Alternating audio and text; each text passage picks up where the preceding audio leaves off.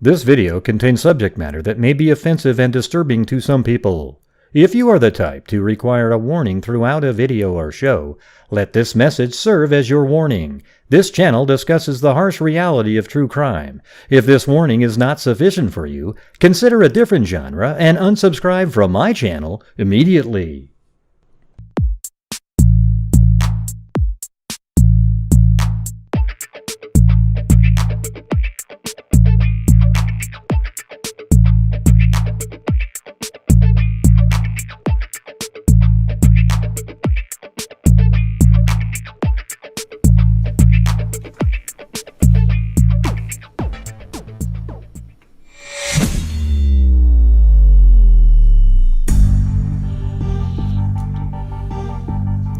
What's going on, freaks?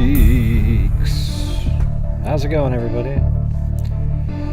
Yeah, sort of depressing to make spend that much time making that video earlier, and almost nobody's even watched the damn thing. I mean, it's like, and you know, like the other videos that I made during this case, I would get like, you know, hundreds of subs from it, or 1,000 or something, and that one has zero subs from it. Only 3,000 views in a certain amount of time, and it's like 1/20th of the other ones. So I don't know, man. I'm not really sure if I'm gonna spend the time making a video like that again. That was, yeah, really time-consuming, very frustrating. Yeah, but that, you know, I mean.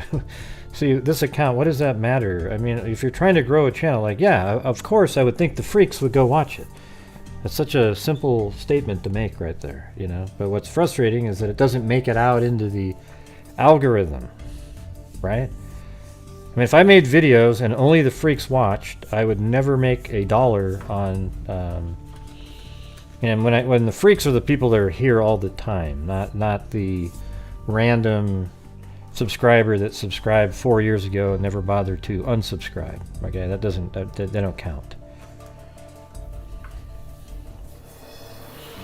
Hey, Kenneth. Yeah. People always say, "Oh yeah, it's great. Did you share it? Did you, try to get it out there so other people could see it?" You know, I ask people to do that, but it's really bizarre. I don't understand how that happens. That video took me like 3 days to make. You know?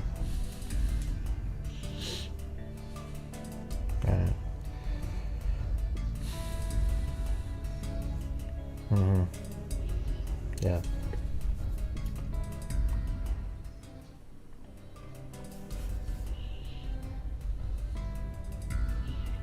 Hello, the Velvet Army. And I put back up on the goal up on the screen again because last couple days was really not great. So you can see what the goal is there. It's pretty modest, to be honest with you, with that many people. Yeah, man, you spend that many hours making something, instead they want to watch, ooh, a secret tunnel! God, give me a break. Alright, anyways, let me get to the... I'll just play the press conference again for people who didn't hear it earlier. Okay, and then after that we'll get into this other stuff. Yeah, and Danielle emailed me something about... I thought she was talking about Brian Kohberger. I already seen the article about... I don't know why I was thinking that, because BK and B... I was like, what do you mean Brian Kohberger? What's he doing? She was talking about BTK, but I already saw the BTK one. For some reason, my brain said Brian Kohberger.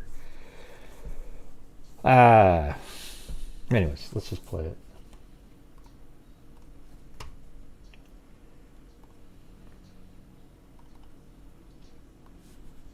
Good afternoon. Thanks to everyone for attending again today. I want to thank the members of our department and all of law enforcement who played a role in the investigation of this case. Last Wednesday, July 19th, we held a press conference and provided you with the facts of the Carly Russell disappearance. We told you the investigation was ongoing, and we helped you determine where Carly was during the 49 hours of her disappearance. Today I've talked to and received a statement from Mr. Emery Anthony, attorney for Carly Russell. Mr. Anthony has scheduled a meeting for Carly to meet with investigators early this afternoon, but then I received an email stating that a statement was being provided by him on her behalf. Mr. Anthony asked that I read the statement in its entirety, which I will do now. My client has given me permission to make the following statement on her behalf. There was no kidnapping on Thursday, July 13th, Wow, what a 2023. What a shock. My client did not see a baby on the side of the road. My client did not leave the Hoover area when she was identified as a missing person. My client did not have any help in this incident, but this was a single act done by herself. My client was not with anyone or any hotel with anyone during the time she was missing. My client apologizes for her actions to this community, the volunteers who were searching for her, to the Hoover Police Department and other agencies as well, as to her friends and family. We ask for your prayers for Carly as she addresses her issues and attempts to move forward, understanding that she made a mistake in this matter. Carly, again, asks for your forgiveness and prayers. We have a meeting scheduled with Mr. Anthony to further discuss this case. We're currently in discussions with the Jefferson County District Attorney's Office in Bessemer about possible criminal charges related to this case, and we will announce those charges when and if they are filed. All right, with that, we'll take a few questions. As Officer Hale said, when I call on you, please state your name and your affiliation. Yes, sir. Keith Mims, WAGG 610, 100.1 FM Summit Media. Chief, do we at this time, or does the Hoover Police Department know the whereabouts of Carly Russell during that 49-hour period that she was supposedly missing? Okay. As I said the other day, was talking facts and everything. If I said anything today, would just be speculation. Welcome. I've learned a lot. Actual facts, we do not. Aaron Llewellyn, WBC 13. Can you tell us what her motivation was for doing this, if you can? I wish I could tell you. I think only Carly knows, and maybe her attorney now, but again, the statement that we received from him does not indicate any. Brittany G on WBRC. Can you give us an idea of what She just doesn't want to name the person. I've already said there's probably. That would strictly be up to the district attorney's office. David Lamb, CBS 40. I mean, I've said a million times, they're like really likely that there's another person involved, but she's not going to want to name the person. You know, they probably said, you know, I mean, she's going to have to take all the blame. Can you I mean, what'd she do? Live in a meeting scheduled for in the secret tunnel? Or when is that meeting? Yeah, no, not a meeting with the attorney, not the family or Carly. We have a meeting scheduled with the attorney, and that will take place some point tomorrow. And there is no meeting with Carly Russell or her family at this point? Not scheduled, no, sir. Bree Chapman with Fox 6. What's next to close this investigation? Well, again, we want to talk to Mr. Anthony tomorrow and see if he has any more to discuss about the case. What do you mean? Is it we'll messed certainly up? be asking What are you if talking we'll get an opportunity to again interview Carly like we've wanted to since she returned. Chief Stephen Quinn, ABC 3340. Yes, sir. Your reaction now, knowing that Carly has admitted that this was made up? Well, I'm glad that we got this. You know, we certainly laid the facts out to you guys and to the national media that had a lot of interest in this particular case. The sad thing is that again, there were so many people that were involved, took this thing very, very seriously, and again, we wanted the focus to be bringing her home. She got home. We're very excited about that. It is what it is. The facts, I think, last Wednesday pretty much showed that we knew that it was a hoax. Lisa Crane with WBTM 13. Do you know the expense you went to during this search? And if you don't have a dollar figure for us, just how big it was for you guys? Well, it was all hands on deck, and we don't have a dollar figure yet, but we're certainly working towards getting one, and not only ours, but there'll be other agencies that had a lot of support that they gave us and had monetary expenses themselves. Right here. Jonathan, with JLR Investigates, are the parents under any investigation? You know, as I said the other day, we were going to try to determine exactly those 49 hours. So right now, you know, anything's on the table. We still don't know what happened in those 49 hours, where she was, did she have any help? We have no idea. You know, I read the statement from Mr. Anthony, that's all we know. Right. Keith Mims, WAGG 610 Summit Media. Chief, let me ask you this. What do you think prompted or provoked Carly to do this kind of thing? And are there any kind of mental issues that the police department or the public should be concerned about, or just what? Not that I'm aware of. I mean, it's, this is a very elaborate, this was an elaborate deal. I mean, when you talk about calling a 911 and being up on the interstate, again, it would all be conjecture. So really, I don't know. I was hoping that we'd have an opportunity to interview and we'd be able to ask her those questions. Were any others involved in putting this story together for her? Mr. Anthony, in his statement, says there was not. Right here. Liviana Calmes, WBRC, Fox 6 News. You said that you had a meeting scheduled and it kind of switched into a statement. Did they give any type of reason that switched? No, they did not. Back here. Aaron Llewellyn, WB Team 13. But just for clarification, Carly Russell is not in custody right now. That is correct.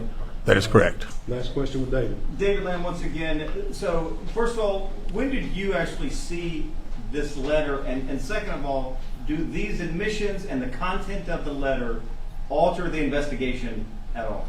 No, not at all. We'll continue to investigate. We'll still try to determine where she was during those 49 hours.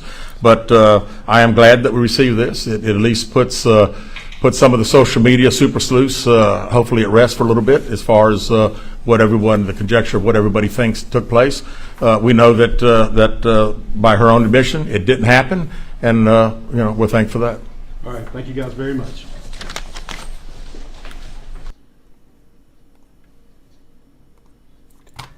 All right. Now that's the press conference.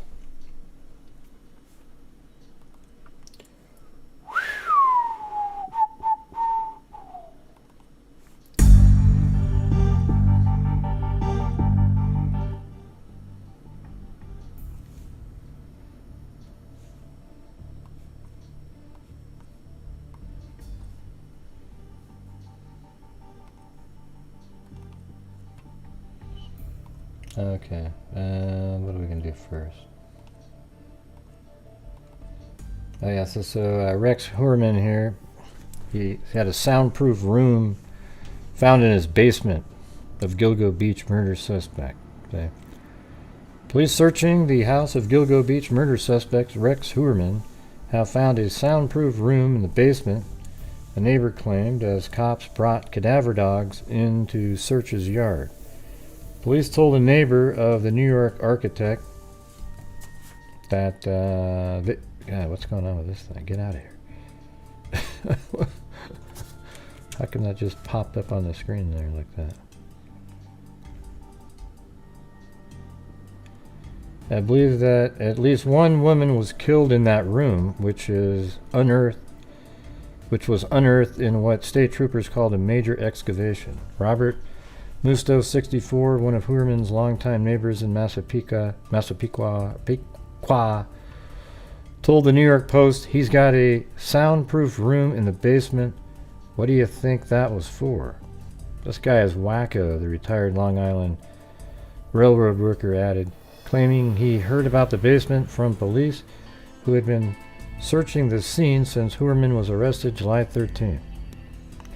Thanks, Kathy Chapin. I thought the button was broken there for a little bit. Thank you very much. Heuermann was arrested and charged with this month in the killings of 3 of the Gilgo 4 group of women. He pleaded guilty to the murders of Melissa Bartholomew, not guilty, excuse me, to the murders of Bartholomew, Waterman, and Costello. Man, I'd like to see a photograph of that. You heard what was BS? Just a gun vault? Well, could it be? I don't know. I'm just reading what's in the article. It probably is BS, you know. I mean, like I said, Daily Mail is about 75% accurate. But they do have accurate stuff on there, so you never really know, you know. You could skip this ad, but don't skip the part Thanks, that can Ali, help you get the 79. job done. At Grainger, we're here for you with supplies and solutions for every industry. I mean, maybe he had a gun vault and he just pretended. I mean, he used it as a gun vault, but it had a secondary use.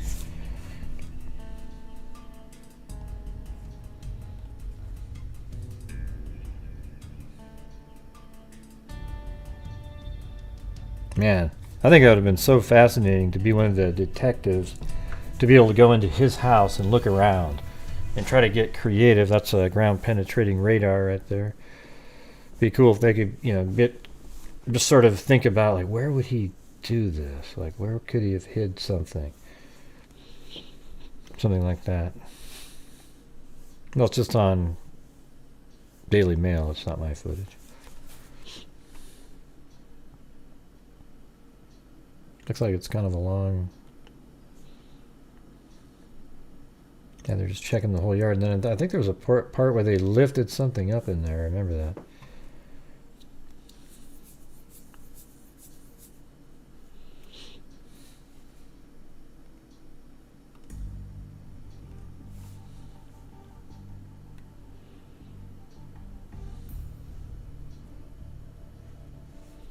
Yeah, it was kind of interesting. Yeah, I think it was right in this area where they lifted it up and moved it out of the way.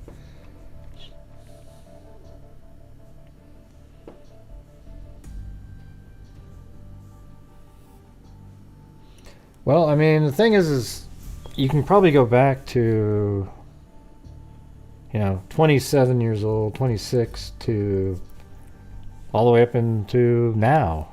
I mean, I don't know if he stopped killing at a certain point, but there's a lot of time in there where he could have killed some people. Boom Boom Hughes. Are you related to me? If you locked someone in a gun vault, I bet none of the neighbors could hear them scream. Yeah. Yeah, and how long has the gun vault been in there? Thank you, Kathy Chapin, again. Thank you, guys. Appreciate it. Look at that, we're at 40% already. Good job.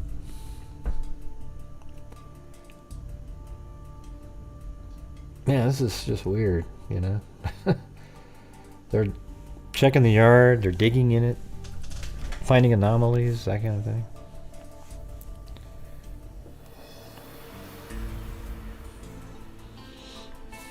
Okay.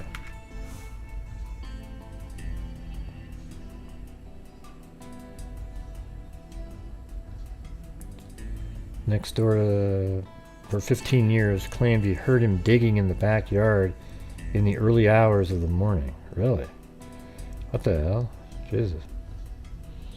You could skip this ad, but don't skip the part that can I will help you skip get the the ad job in done. just a At second. Grainger, As soon we're as it here gets for to you the with part where I supplies can and skip the solutions for ad. When I Oh. was 18, 19 years old, I heard digging in the backyard next door. How old are you now? Now, I really wanted to go Well, how old are you and now? check out what it was and like look through the fence. The fence had little fake grass on it. But something stopped myself from doing it. You know, I was nervous. I wasn't too sure what I was hearing at the time. But now with everything coming to fruition, you know, it doesn't surprise me in the slightest bit.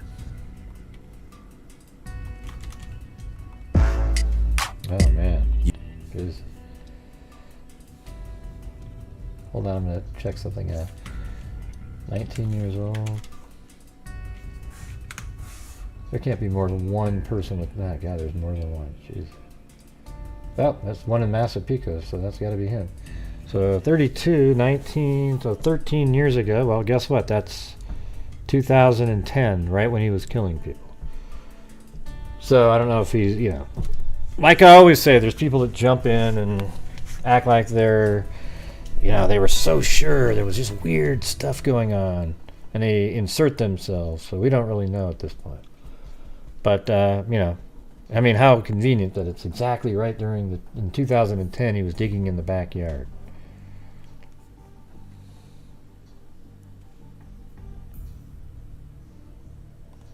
What's this one?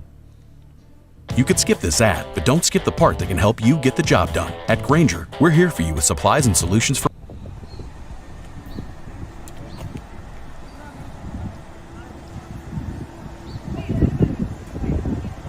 There's probably going to be a Kool-Aid stand on a corner.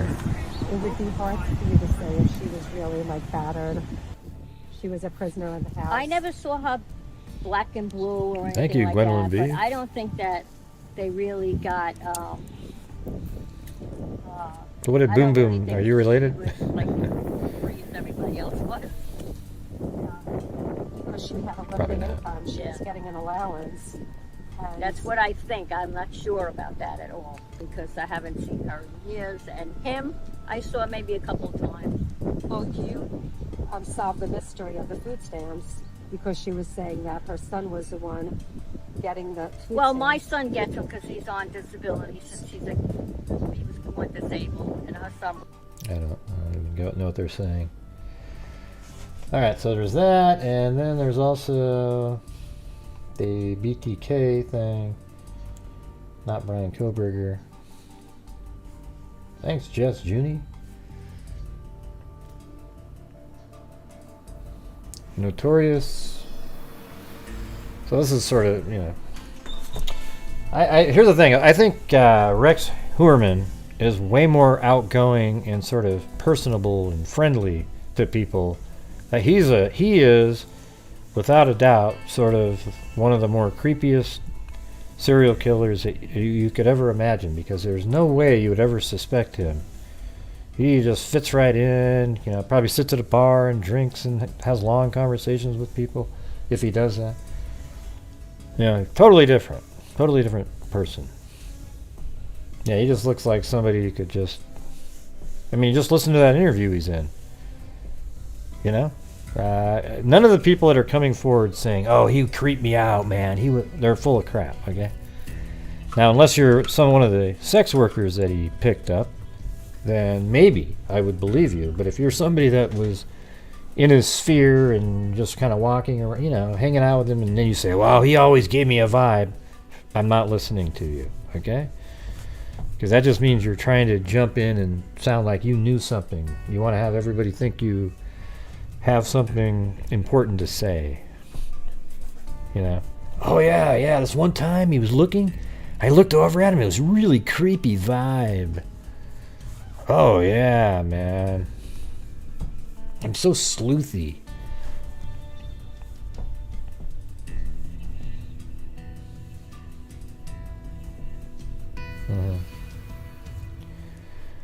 Right.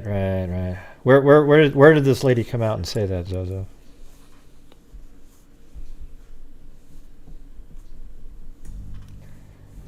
You think, huh?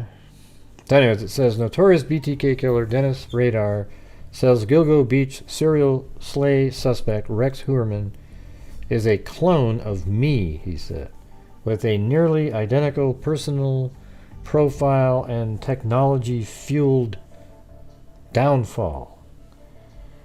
Right. I was arrested at age 59, married, 2 kids, husband, dad, long time, a serial killer, stalker, used electronic devices, lives in a neighborhood, undetected. Radar wrote in a letter to Fox News. He actually wrote a letter to Fox News. Ticking off the litany of similarities between himself and Heuermann, who is from Massapequa Park, Long Island. Radar, who was serving a life sentence for killing 10 people in Kansas, said that, as with Heuermann, advancements in science and technology ultimately led to his arrest. Heuermann was taken down by DNA electronics. His downfall, much like me, wrote Radar, whose self-proclaimed nickname stems from his preference to bind, torture, and kill his victims. The sadistic murderer claims he predicted the similarities between himself and the accused Gilgo Beach killer when the string of Long Island murders was a cold case years ago, declaring, I was correct.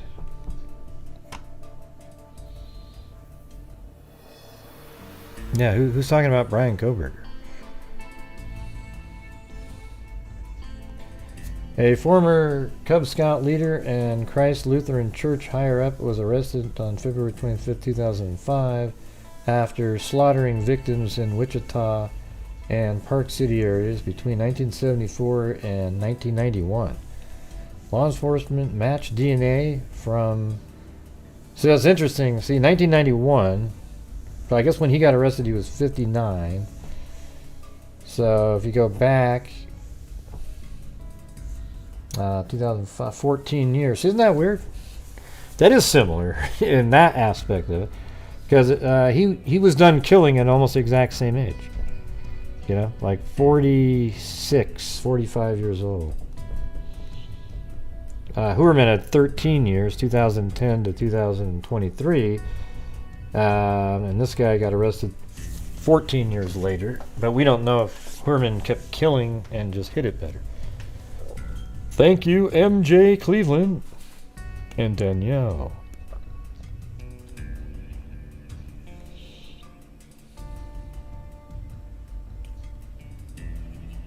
Who were the Gilgo victims? Yeah, here you go. I mean, these are the ones that I believe 100% that this person right here, this unidentified Asian male, is one of his victims. I mean, just take a look at this. For those of you just, I don't know, Gray, wouldn't they have, just look at it for a second. Let me remove these little measurement things that I put in there were just for an animation that I made. Measure. Just gotta turn them off. Yeah, maybe more like that. So look at, you have Costello, Barnes. Costello, Bartholomew, Barnes, Waterman, and I think there's another. What's the name of that one? Measure 4. There's. So now you can see it. And then there's an Asian male right here. Look at this. 1, 2, 3. This guy, the Asian male, is exactly the distance between him and Waterman as Costello is to Waterman. He's right there, same side of the road, and the Asian male was dressed up as a female, and that's exactly what Rex Heuermann mentioned in his searches. Is that crazy? He typed in, I forgot the term, but it was like Asian something or other, and it meant like, I don't know if it was a cross-dresser, transgender, or gay, or something, whatever it was that he mentioned in there, what the definition was. Oh yeah, twink, or whatever the term is, right?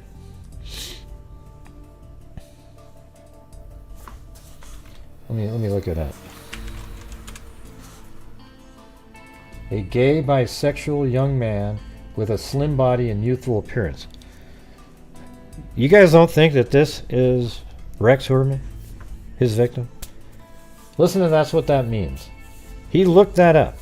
He was into children, and he would his victims were always small people.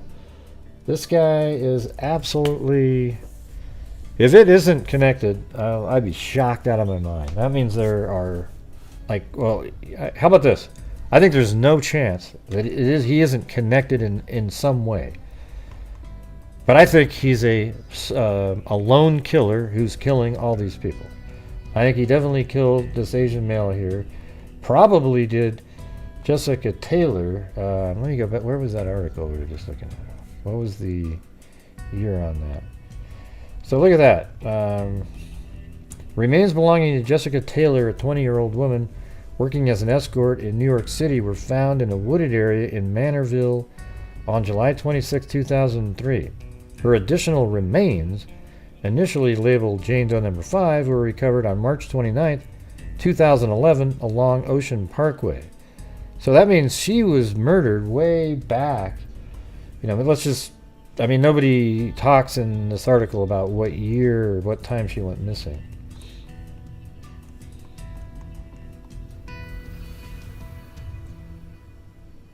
Where's Manor? Let me see where that is.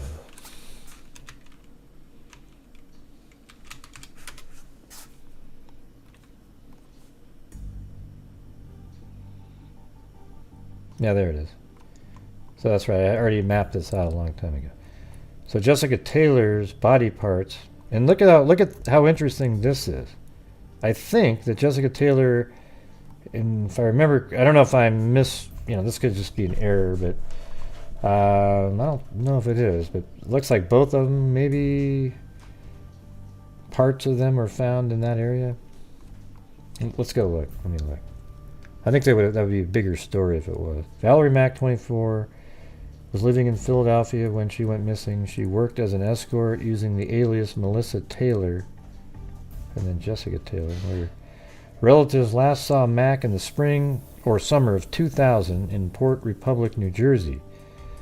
And remember, Rex Heuermann had a connection to New Jersey. But she was never reported as missing to police. Her partial skeletal remains were found in Manorville. So there you go. That is right. Look how crazy that is, you guys. Manorville, 2003, 2000. So I think that is correct. And then both their other parts are right next to on the beach where he is. I think he did all these, okay? I do. I mean, I would be shocked if he didn't have something to do with all of them. Look at how right over here where, let's see, where is this? Is Linda, he was driving around. Barnes Heuermann checks her phone right around in this area. He does. And look how it's sort of on the way to Manorville over here. 495 goes right over there. Okay? Then right over here on the beach, the same, absolute same location here, you have the Asian male, Jessica Taylor, and then Valerie Mack right here. Then there's actually the remains of a toddler found right here, and then her mother, some remains of her mother were found elsewhere in a barrel somewhere.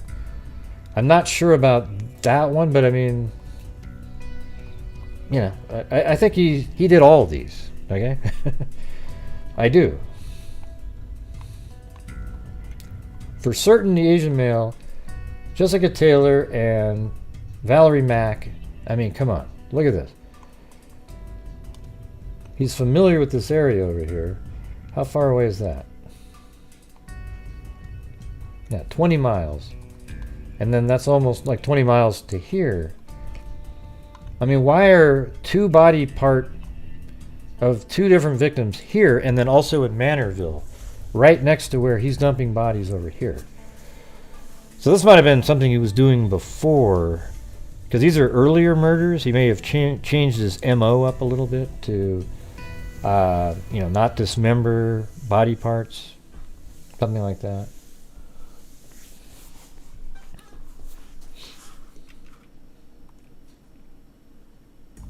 Let's see.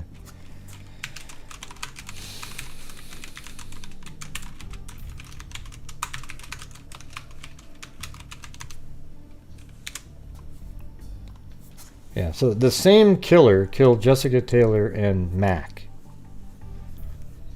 And I think just based on the location here, it's Rex Heuermann that killed both of them. The Asian male, 100%.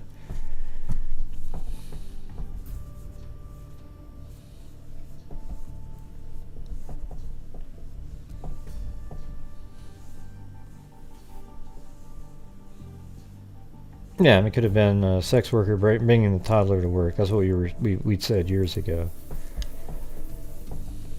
It just seems like it'd be a strange. Why not just leave the toddler alive, you know?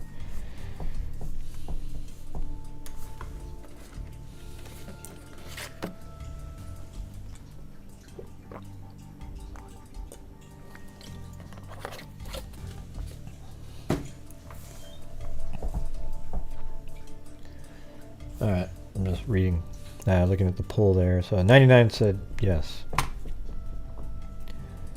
The date is the one Rex looked up. No. Yeah. I think they were sort of recent things. But just the fact that he looked that up, given what we know, what he's done, you just look and go, wow. I mean, that's amazing.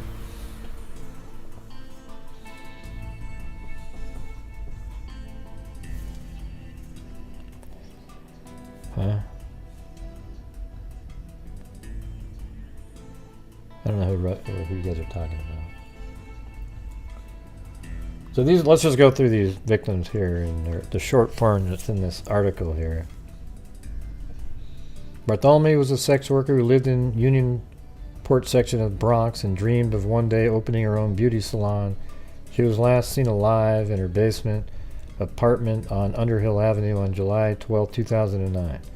Brene Barnes was living in Norwich, Connecticut. She went missing after taking an Amtrak train from New London, Connecticut to Grand Central Terminal in Manhattan on July 6, 2007. I think, yeah, I mean, that's where Heuermann met her, picked her up. Megan Waterman, a 22-year-old mom of one, was last seen on June 6, 2010. She lived in Scarborough, Maine, and earned a living as an escort. She was last seen by her family boarding a New York-bound Concord Trailways bus in Maine. Her body was found on December 13, 2010, on the north side of Ocean Parkway near Gilgo Beach. Jessica Taylor, 20, remains belonging to Jessica Taylor, a 20-year-old woman working as an escort in New York City, were found in a wooded area in Manorville on July 26, 2003.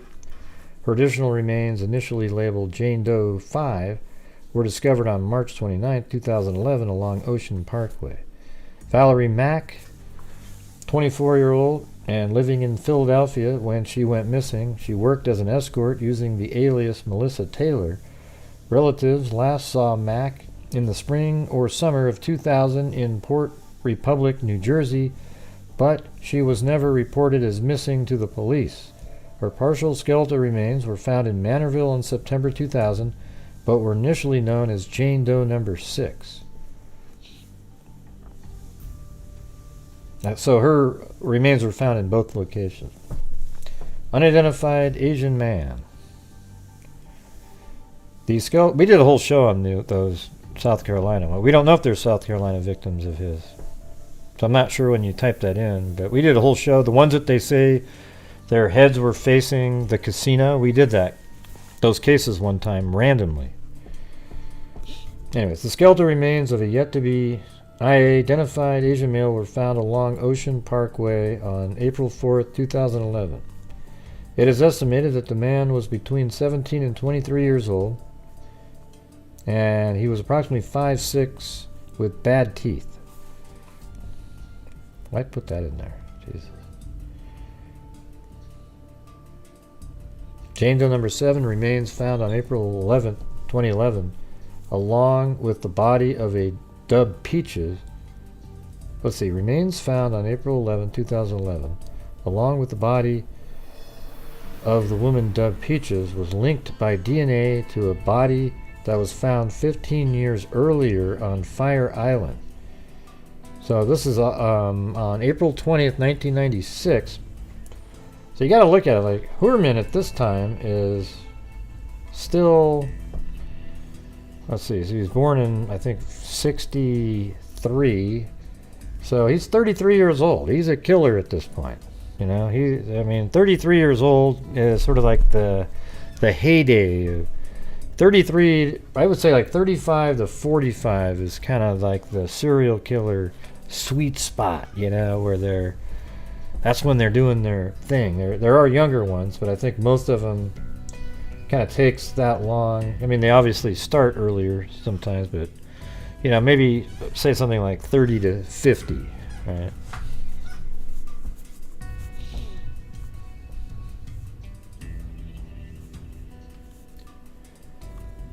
Yeah, so let's see.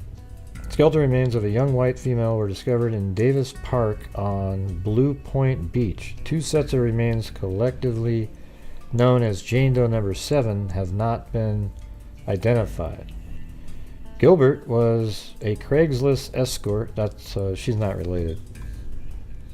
I mean, it's just amazing. Here's the thing: everybody kind of connects them, really, because they found all these bodies looking for her, and the date. Oh my God, May 1st. But here's the thing: her date is similar to the date that those other women were all found, or murdered. You know, found as well and murdered not too long before.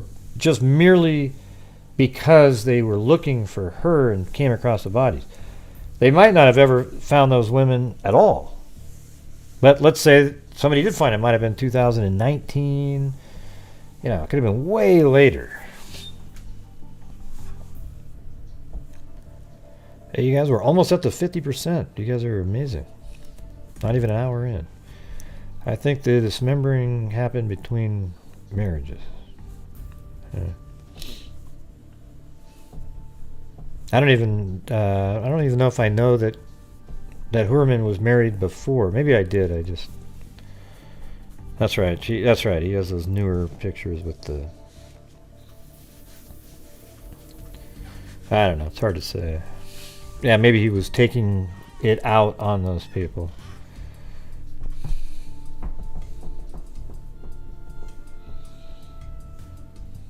Yeah, it'd be interesting to see. What year was the marriage, the second marriage? And when was the first one over?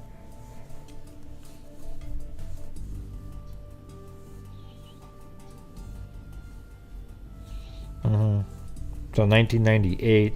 But when did the first one end?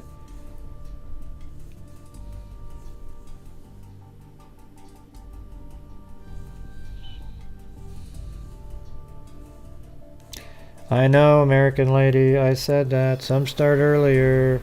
I'm just saying that most of them start doing their actual serial killing at like 35, like when they're the serial killer. That's why I said most of them do it at that time. I don't need. It's always weird when I say most of them start there, but some start earlier, and then people have to jump in with a correction of like when. No, well, great. I know these other ones. I saw this one that was. Okay, I know. I said that. I just was saying, on average, they're older, right? They're usually 30 plus. You can even look it up. There's an average. Oh, man, look at that. I got thrown in prison. That sucks.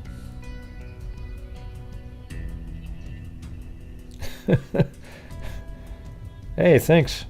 Boom Boom Hughes. Boom Boom Hughes. Well, I got thrown in prison too, so this is interesting what's happening right here. But you're right, American lady. You're right. Next time I'll word it differently. I'll say, most serial killers start when they're a little older, in their 30s, when they're doing their serial killing activities. They've killed before, but also there are serial killers that are 17 years old, and then I think you should bail me out, American lady. Hey, don't worry about it. Yeah, I'm just goofing around. Come on, you know how I am. The dry humor. Boom Boom Hughes. Boom boom. Well, thank you. Very kind, very kind.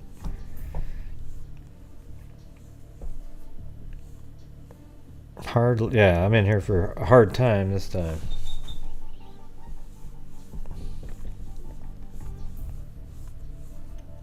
I am in here for a hard time. I got thrown in prison too. Man.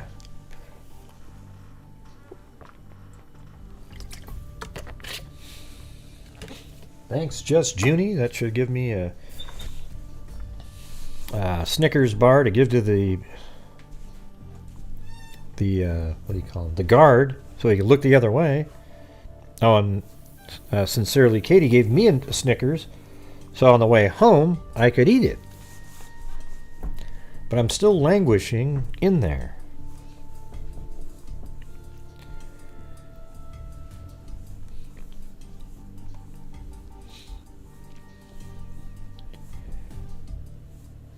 Right, see, it's a little older, right? In the 30s. I googled that up at one point myself. So like 30 is right in the middle there. See what I'm saying?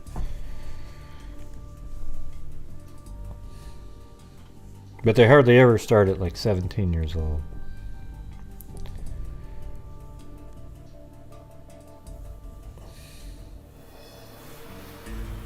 Oh, there he goes. Thanks, American lady. 17. They're 17. All right, let me get out of here. Oops.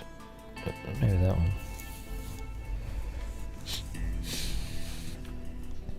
Anyway, thanks. Thank you very much, American lady. Sincerely, Katie, Just Junie, and Boom Boom Hughes.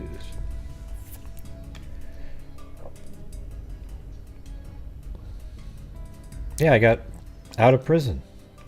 American lady bailed me out. You know, because she's the one that was responsible for me being put into prison anyways. Not my behavior. That's a joke.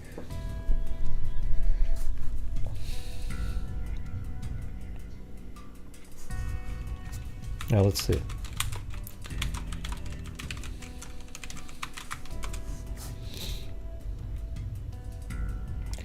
Yeah, so it says, so they start killing and stuff like in the 20s and stuff. Where was that one? In what age range most serial killers started there? Ah, shit, I can't remember. Alright. So I guess it's more, well, this one says 27 and a half is their first killing. But see, what I'm talking about is when they've got their MO, they've got their style. You know what I mean? It's usually a little bit later, right? When they're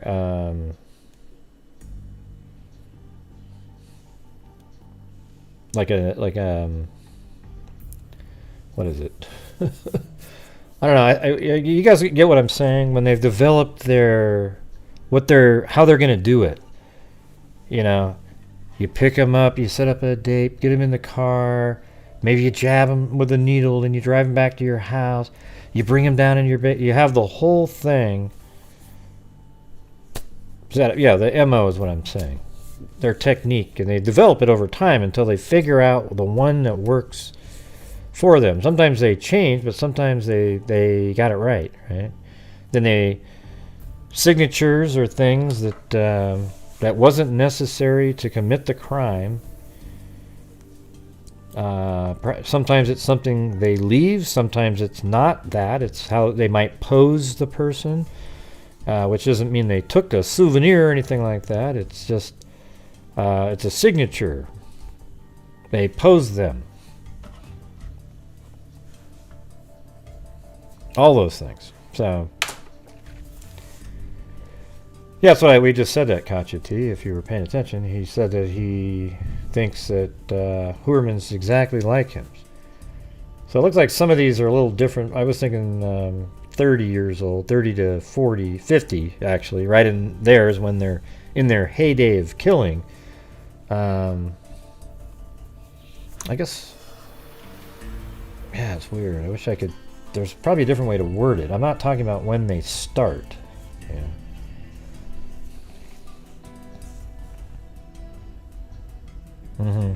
Yeah, I think mid-30s is when they're at the top of their game. They've settled into a technique and they're doing it. They might start killing earlier, but that's kind of, I'm trying to, the age that I'm saying is the age that they settle into their MO.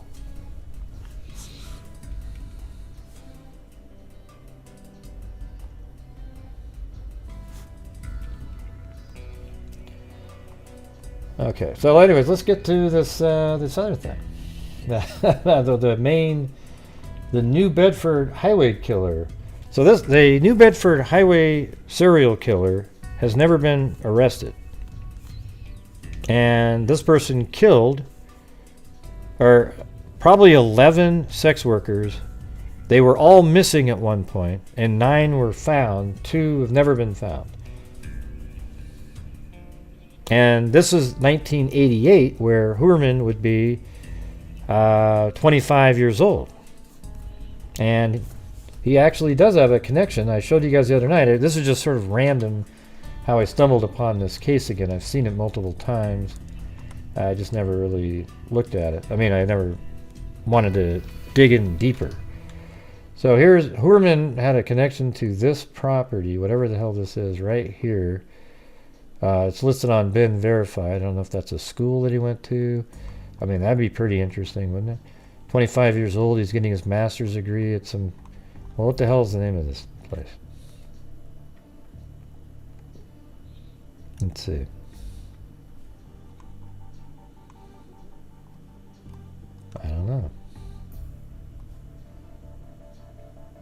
Now it has me curious what the hell this thing is.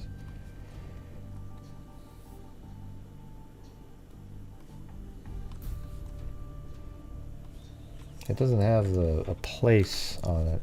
Normally you have a pin. Oh, there it is.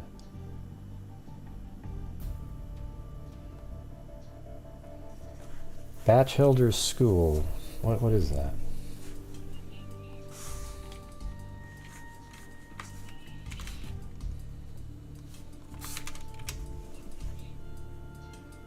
So that looks like a elementary school. Huh, God, don't tell me he was some kind of janitor there watching the people, because he's a pedophile, this guy.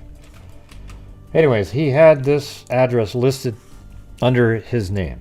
So I don't know what he was doing here. That'd be something interesting to look up. That doesn't give you a year or anything like that. So that's in Massachusetts there.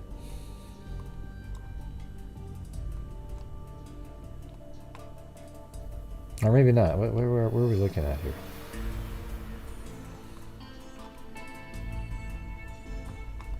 Yeah, no, it's Massachusetts.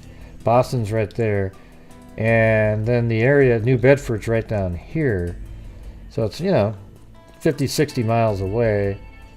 But then it's in between his other area over here. Where he's from here. He's lived there his whole life, basically. But he has connections over here. And then here we go, is New Bedford's right in the middle.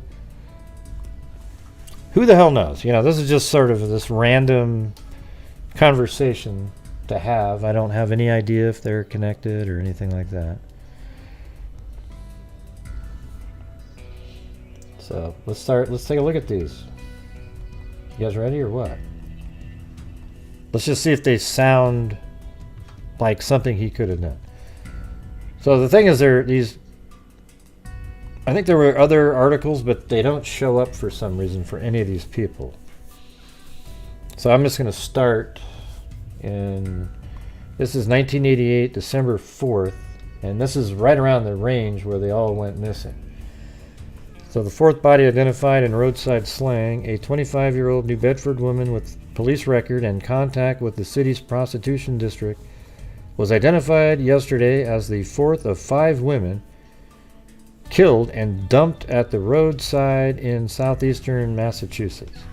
Authorities said Dawn Mendez had been reported missing on September 10th from this port city near where the remains of 5 women have been found since July in the brush just off Interstate 195 and Route 140. So where's that? 195. And where's 140? Let's see. Thanks, Kami.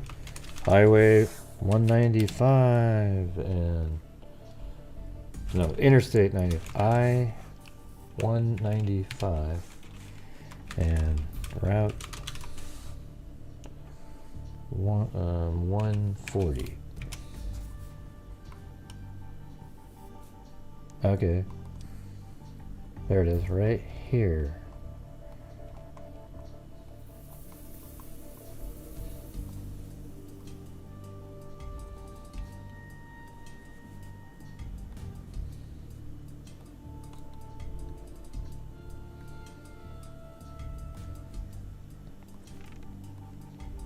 I don't know exactly where it is. Let me just put that right there and say I-195 and MA-140.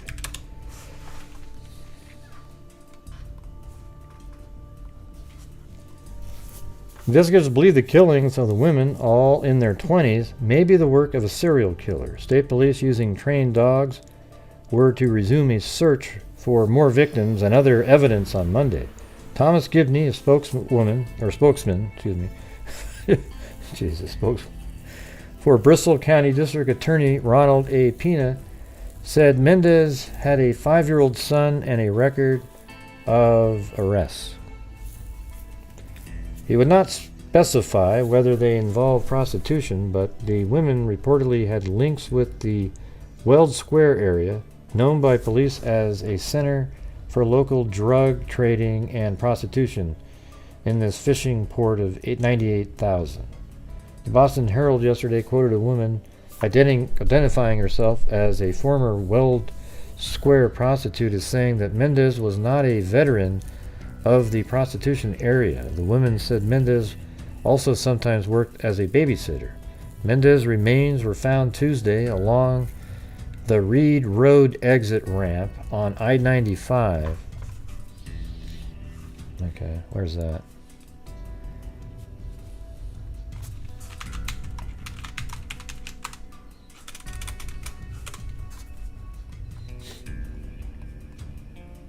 Is that Reed Road? So she was found. That's not it. Was it Reed Road? I think it's R-E-E. Right? Yeah. Spelled it wrong. Okay, there's Reed Road. So she was found right here. Reed Road exit ramp on I-95.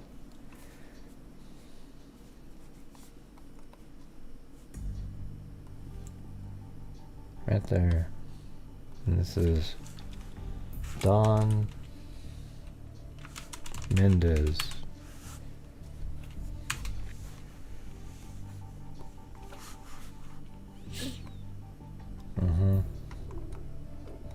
And that's Reed Road, so that's going to be the exit off of one. It could be this side, don't know. Mendez remains were found Tuesday along Reed Road exit ramp I-95. The third body was discovered November 8th off the same ramp on the other side of the highway. Mendez remains were found Tuesday along Reed Road exit ramp. The third body was found discovered November 8th off the same ramp on the other side of the highway. Huh. So there's another body found over here. But they said the same ramp on the other side of the... How does that work? So that's the ramp. I don't know, we'll just say another body found over here. Body number 3. So number 3. Currently. What does this say here though? So she's the 4th, right?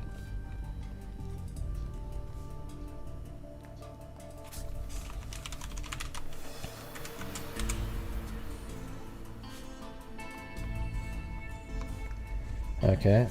An autopsy was performed Friday on the 5th skeleton, which was found Thursday clad in dungarees and a light shirt about 150 yards inside the Freetown town line along Route 140, about 3 miles south of where the first body was found in July. Well, where was that one found? Jeez, now we got to go back. All right, so where is this one then? So the 5th skeleton was found on Route 140. We were just looking at that, right? So 140 is right here. And then they said just inside the Freetown line. So I can actually find that by going up here and typing in, I think right here actually, MA_free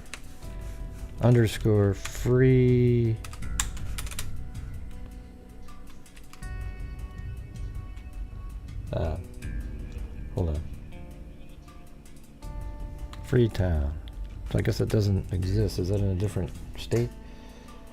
Performed Friday on the 5th skeleton, which was found Thursday clad in dungarees and light shirt about 150 yards inside the Freetown town line.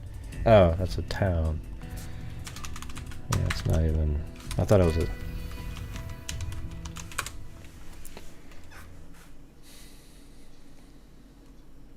Okay, so those are 100...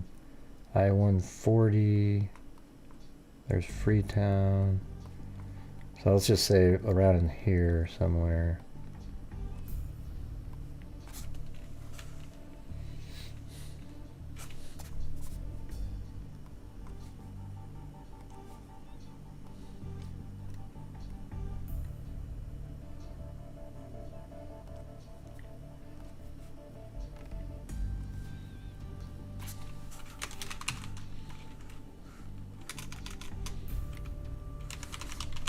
This is number 5 here.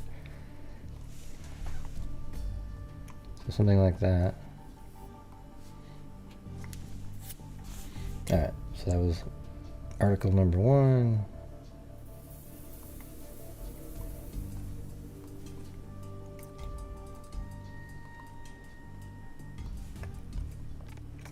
Relatives fear heroin addict became victim of serial killer. Nancy Paiva's descent into pain began 3 years ago with the sudden death of her parents.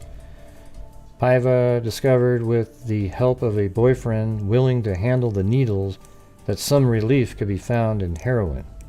Thank you, Gwendolyn B.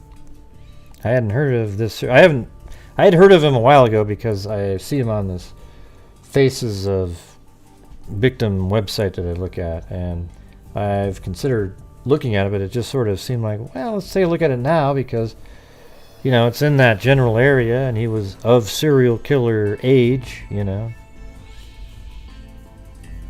And these are the same type of victims that he liked, right? So, and it's not solved, so that's another thing to look at. Instead of turning to help, she met with someone who said, "I'll help you," but all he did was take her pain away for a while. Spinner and Paiva's 14-year-old daughter, Jolene, are convinced their friend and mother, respectively, is beyond pain now, the victim of a serial killer who has slain at least 5 women and left their bodies along highways in the New Bedford area. The first victim was found July 3rd on Route 140 in Freetown. So that's... so the number 1 was up here too, right around in this area. Guess we need number 2 now. Number 1 also sort of in this area. There's Freetown, but it's off of I-140 there.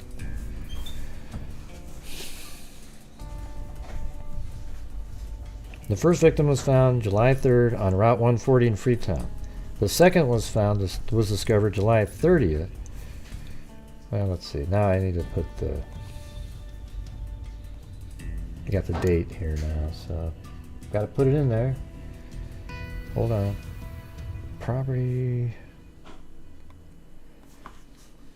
This is July 3rd, 1988. Heuermann at this time is 25 years old. Then the second victim was discovered July 30th on Interstate 195 in Dartmouth. Okay, so we haven't done that one yet. Dartmouth.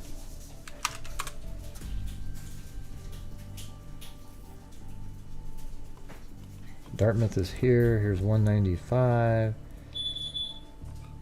Wait, was it one? Yeah, it was I-195. But Dartmouth is down here, so I'm not really sure how you get there. Found November 8th on I-195 in Dartmouth. So maybe Dartmouth kind of comes over up into here, I guess.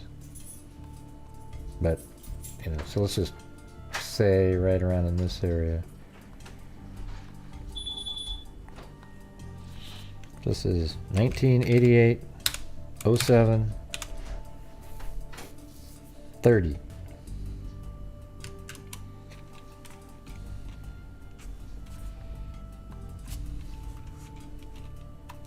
Number 2. All right. And then it says, I'm just going to go through it. Now that we have some dates we can plug in there. Let's see.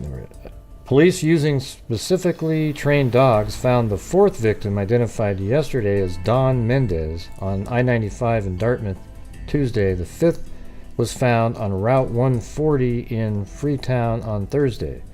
Jolene and her sister Jill, 17, examined clothing that was lying near the nude body of the third victim and told investigators the clothes belonged to their mother. The girls said the jeans, the shirt, the underclothes, and the jewelry were all Nancy Paiva's. So she does turn out to be well, she's actually the first one. Well, it's weird. The dates are a little off on here, but I think she's, what did they call her? Jolene and her sister examined clothing that was lying near the nude body of the third victim. It was the third victim found, I guess, and told investigators the clothing belonged to their mother. But confirmation has not come from the authorities, stumped by a dental... Hold on.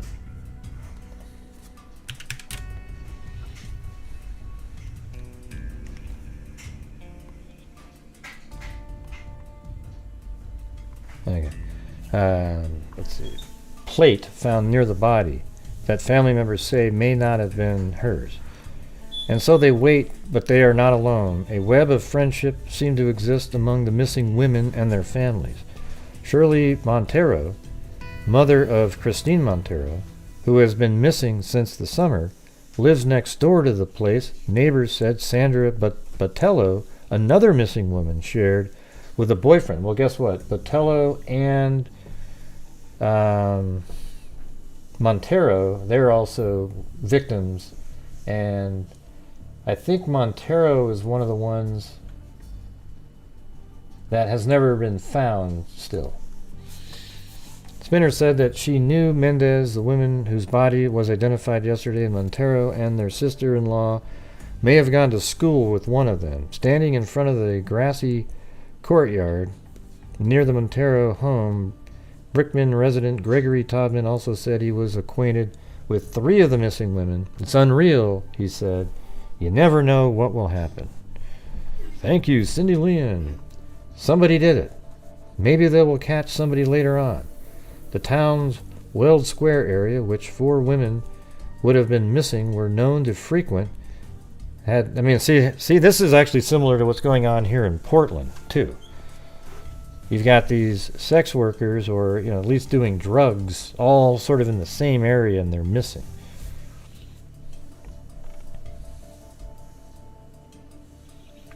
Pina said he believes 3 of the victims were connected to drugs or prostitution in the area. She wasn't a prostitute, Spinner said of Paiva. She did have a drug problem. See, that's exactly what I'm saying. They're sort of lumped in the same thing, and they generally sort of hang out in the same places. Following the discovery of the bodies of Pina's suggestion of a link between the victims and drugs and prostitution, neighborhood children have taunted Jolene about her mother. She has gone into counseling in hopes of easing the pain.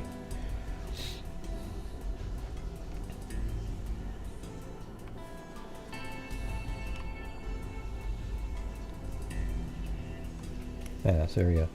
Dawn Mendez's obsession with cocaine and her abusive boyfriend helped lead to her death at the hands of a serial killer, her family said yesterday. Mendez, 25, was the first of 5 victims authorities have been able to identify. Mendez's body was found last Tuesday along Interstate 195 in Dartmouth. The remains of 4 other women, all believed to be in their late teens and 20s, all believed to have been murdered, have been found along major roads in New Bedford area since July. The work, authorities have said, of one person or the same group of individuals.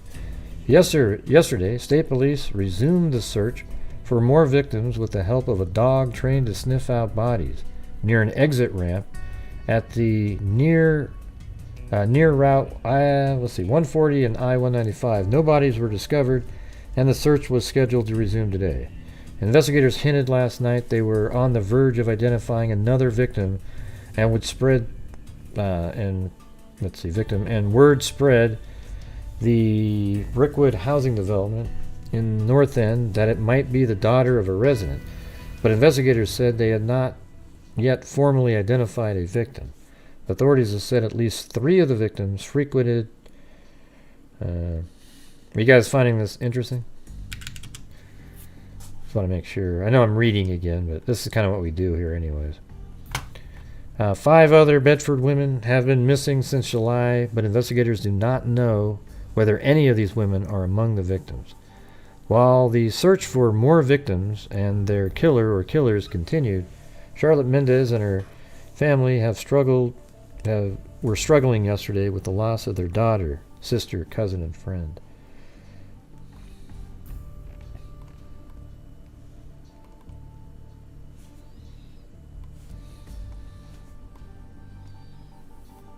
Okay, here's another one. 6 women here have been reported missing. Now we're at 6. This is December 7th. Thanks, Kami. Several of the women dropped out of school and engaged in drug abuse and prostitution. Family and friends say the women's disappearances initially elicited muted responses from local police. Now, following the discovery along major roads around the city of the bodies of 5 women who apparently were murdered, and a statement by law enforcement officials last week that one individual or group of individuals is believed to be responsible. State police have visited the families of the missing women. Let's see, hold on, let me see what... Go to the next page on this. Skip around. Murder investigation reveals troubled lives. Pina has said the first victim was strangled, but has refused to say whether the other 4 were killed in a similar fashion. The remains of all 5 women, were badly decomposed, which has frustrated investigators' attempts to identify the victims. On Saturday, authorities identified one body as that of Dawn Mendez, 25, reported missing by her family on September 4th. Family members have said Mendez had a cocaine habit. Pina has said he believes at least 3 of the victims had frequented Weld Square. Othello reported left the house of let's see. She never liked her. I don't really care. I just want to get the factual parts in here. So what's the next one?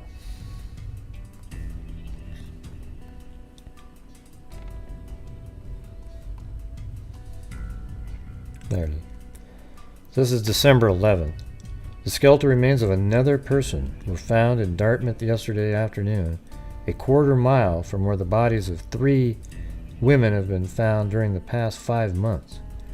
The latest remains were spotted by 2 hunters emerging from a wooded area near I-195 again, a quarter-mile north of the Reed Road exit. So that's right in that same... quarter-mile north. Yeah, so it looks like right in here.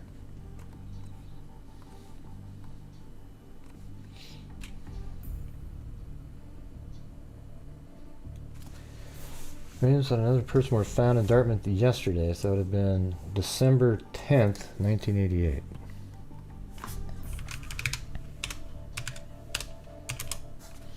This person's still killing and dropping bodies off in the same place.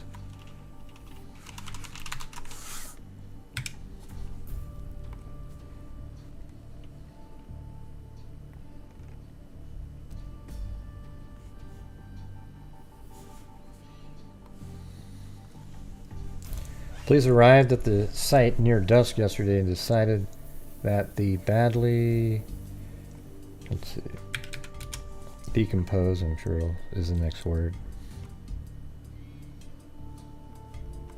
Decomposed bodies should remain in place until daylight today. It's nothing but skeletal remains, said Pierce, at the risk of losing any evidence. So it was probably there for quite a while, actually. They just missed it. It was decided to leave it in place until daylight. The hunters discovered the remains at 3:30 p.m. in an abandoned gravel pit, Pierce said. Police said that 3 other bodies found recently near Reed Road exit were located closer to the highway. Pierce said the cause of death is undetermined and that the sex of the remains is unclear. If this is connected, that area would be a targeted and considered high priority, he said. Would be targeted. 3 of the 5 victims have been identified as New Bedford women Deborah Medeiros, 30, Dawn Mendez, 25, and Nancy Pava, 36. Pina has said the 5 killings might be related. Some of the victims had last been seen in New Bedford, Weld Square area, which is known for drug activity and prostitution. While Pina said that the killings appear to be linked, he has not characterized them as the work of a serial killer.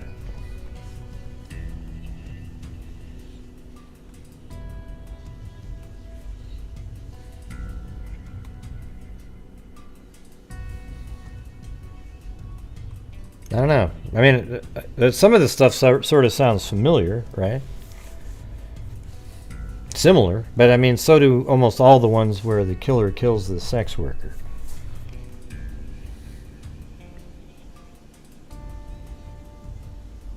The families of the serial killer victims here, like other residents in the working area city, reacted with uncertainty, and so it looks like they made an arrest, but the person didn't turn out to be anything related.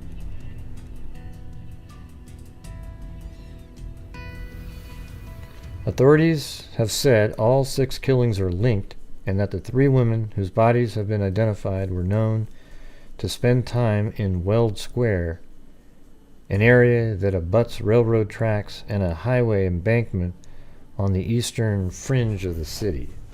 I wonder if that's got a name. Weld Square.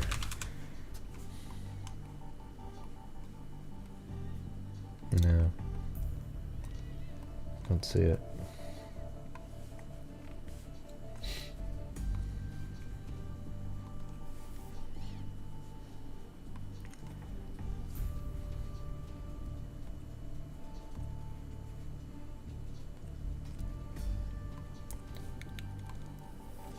Oh boy, gonna have to log back in here again.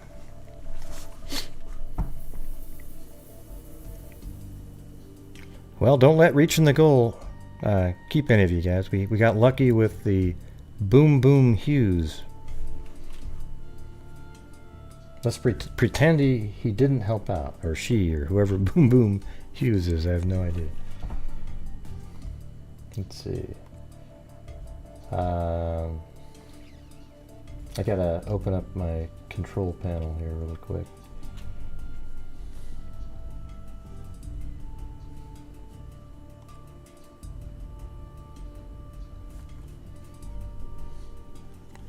Thanks, A Wrinkle in Time. Specialist offers details on bodies. So, Douglas Ubelaker, a forensic anthropologist from the Smithsonian Institution, has been working this week to help authorities identify the bodies of 3 women found along highways in Bristol County. Welcome, A Wrinkle in Time. Or, thank you for welcoming somebody. Who got it? Wild Beef.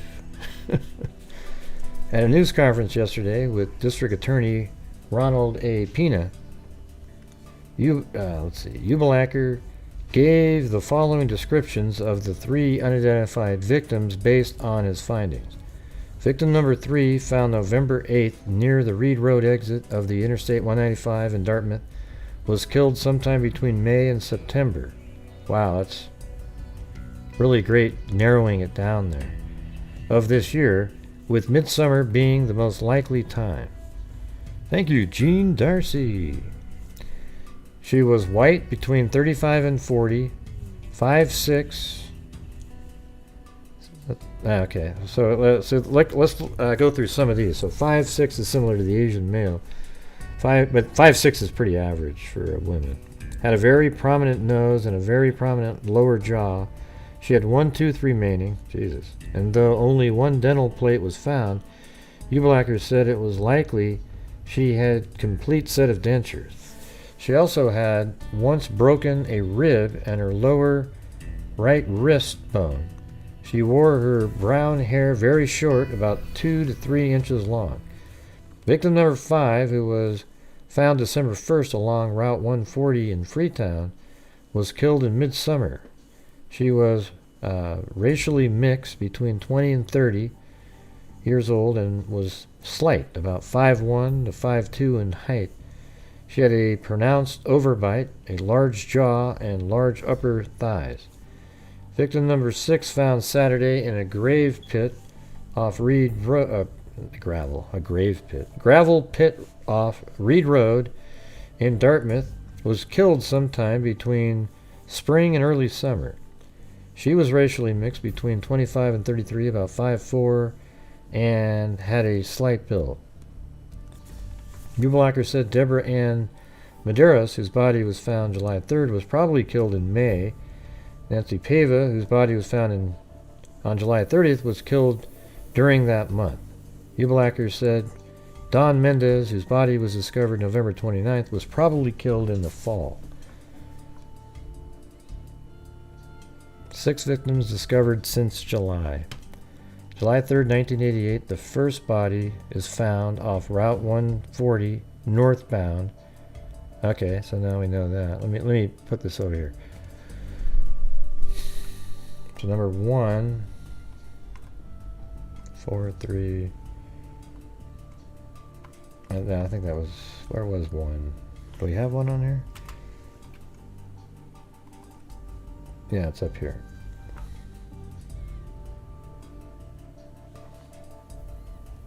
July 3rd, the first body is found off Route 140 northbound in North Freetown. So it is found northbound, and they said in North Freetown near Lakeville line. Lakeville. Shit. It might be more north than this. Okay, so it's up higher. It's closer, like up here somewhere. Alright. I think I wanna. Let me go get a drink. I think I need one. This has been a stressful, like 5 days in a row here.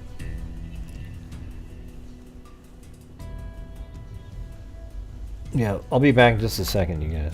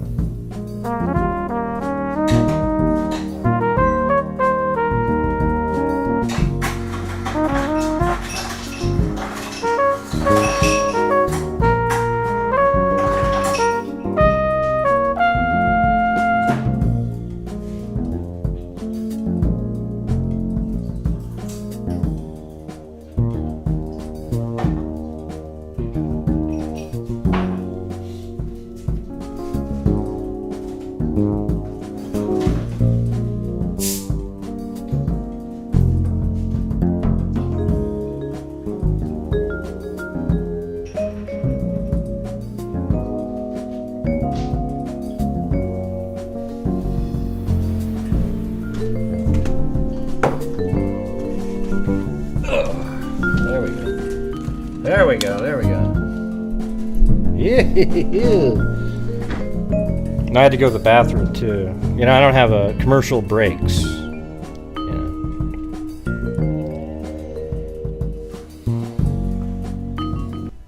Alright, you guys ready? Again? Because now this one has a better breakdown here. See on this one right here, a little bit better. So let's see.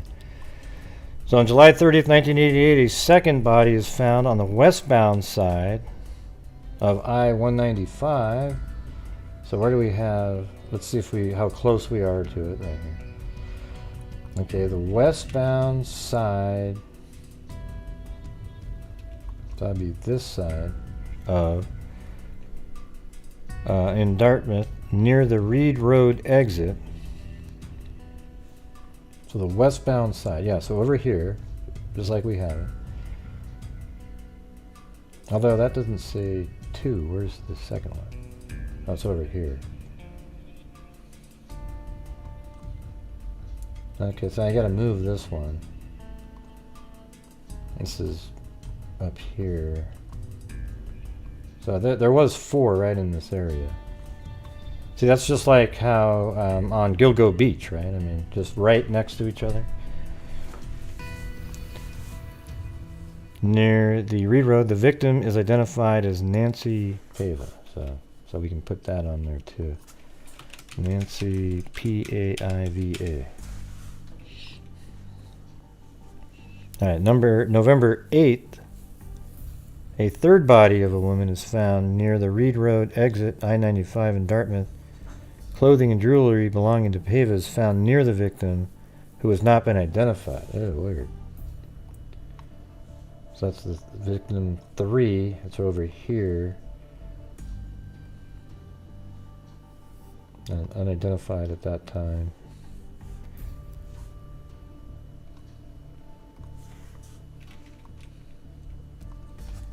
(1988) 11:08.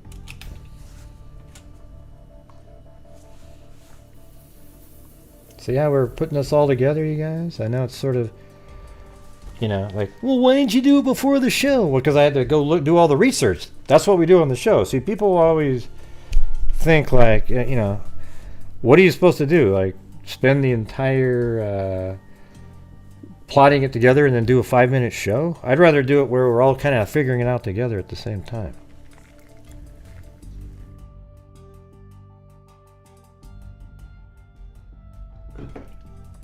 Ah, yes. Jim Beam and Coke. Not too bad. Oh, there goes my stomach. That's a good article here. And then November 29th, 1988, a fourth body is found near the Reed Road exit. So 4 bodies, Jesus, were found right on near this exit right here. Reed Road exit in Dartmouth. On December 3rd, the nude victim is identified as Don Mendez. Okay, so this is, yeah, okay, we got that. Yeah, it must be kind of strong, I guess. The mother of a 5-year-old boy, a cocaine addict and prostitute, she was reported missing September 10th. So she found 2 months later. December 1st, 1988, a 5th body of a woman is found along I-140 in Freetown, 2 miles from where the first body was found.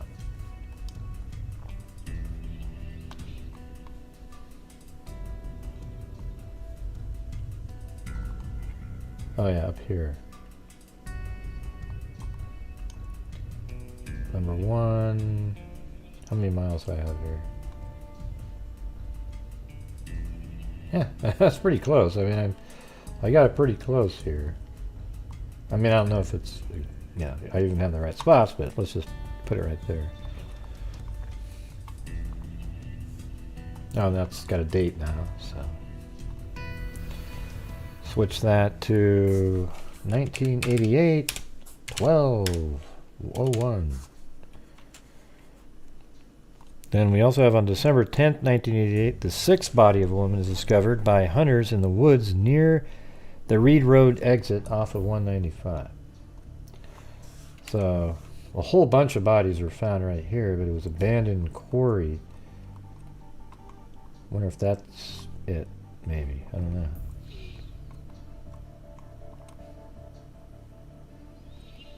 Yeah, we could just say right there, you know. So this is 1988, 12/10, number 6.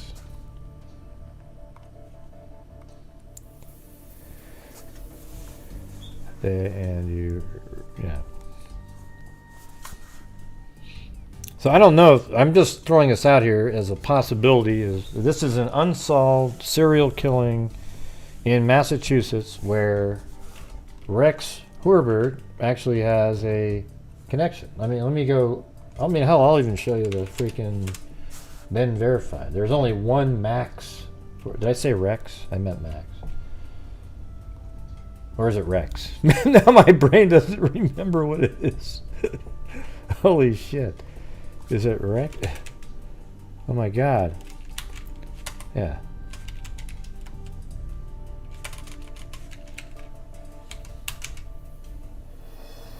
Yeah, Rex.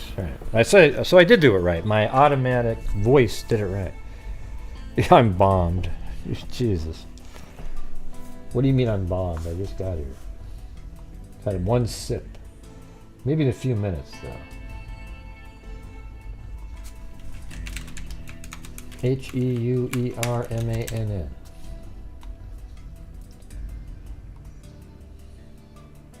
All right, I'll show you this. That's not the one. Hold on. It's the other one.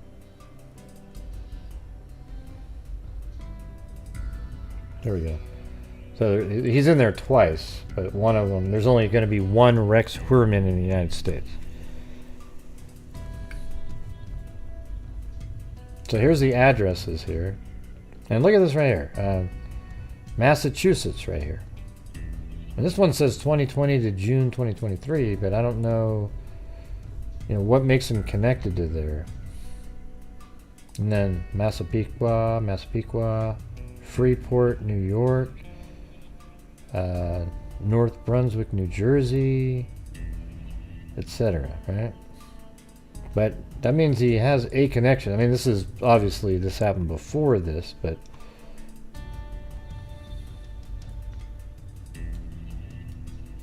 it's not really that far away.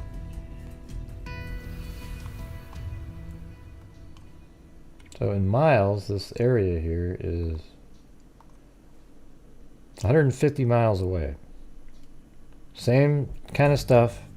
And maybe this was his earlier thing, he was 25 or 6 years old at the time. And that maybe that was his first foray into it. Leaving bodies kind of on the side of the road, just like he did in the Gilgo Beach. Wouldn't that be interesting? I mean, this is unsolved, so that means there's a possibility.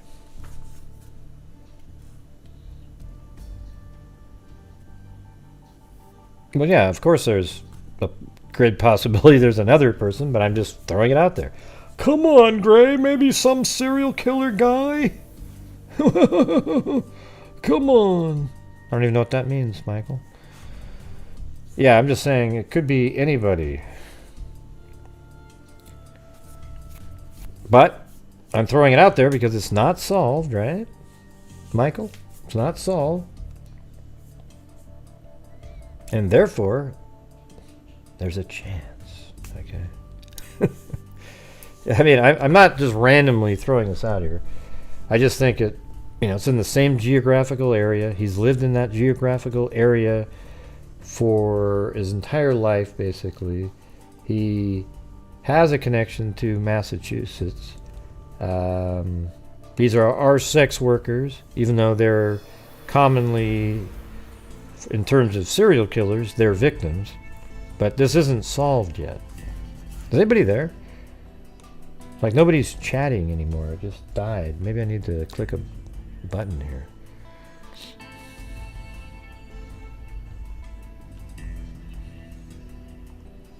Notice after the trolls showed up, they said the Asian male isn't connected. Hello? Is anybody there? I think we're like frozen or something.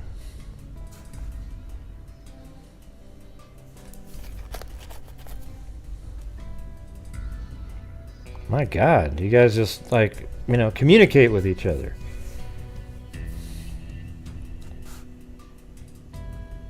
Oh, so it did freeze? I reset it and it came back. Oh, so it did freeze. Okay, I was wondering. Alright. So I wasn't crazy. Alright. Well, maybe I am, but...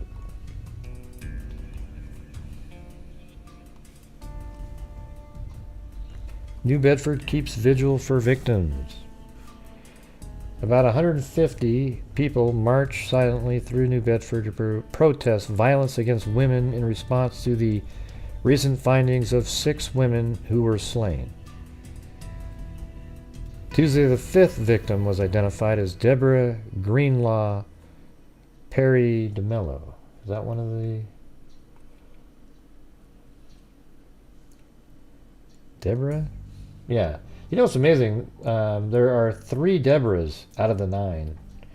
I mean, I know Deborah's common, but that's weird to me. Deborah Medeiros, Deborah DeMello, and then Deborah Lynn McConnell.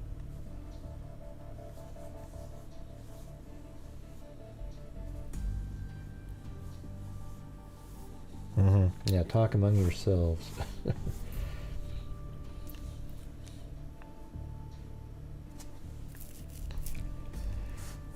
Hey, thanks. Dreaming of blue skies and sandy beaches. All right, now we can put a name on the 5th victim.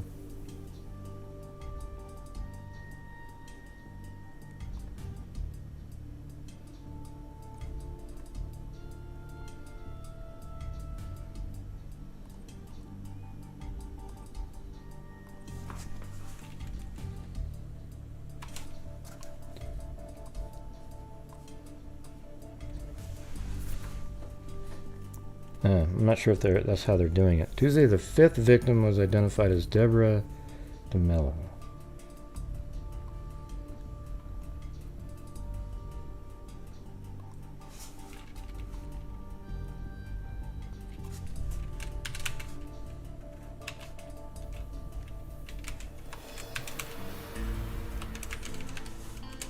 Okay. Give me said Mandello identification was made possible through a check of dental records. The prosecutor's spokesman refused to release any information on the cause of her death other than to say it was considered one in a series of 6. The Tuesday night vigil, sponsored by New Bedford Women's Center, was held in honor of the victims. Let's see, right up here it says. Donito said DeMello's last known residence was in Brockton. She was listed as an escapee on June 18th when she failed to return to her prison from her work release job at a Providence supply company. DeMello was serving a 21-month sentence handed down in Providence in 1987 for 1 count of loitering and 3 counts of loitering for prostitution. Wow, that's a huge sentence for that. DeMello's body was found by a highway worker November 8th along Interstate 195 in Dartmouth, one of 4 bodies found along that highway.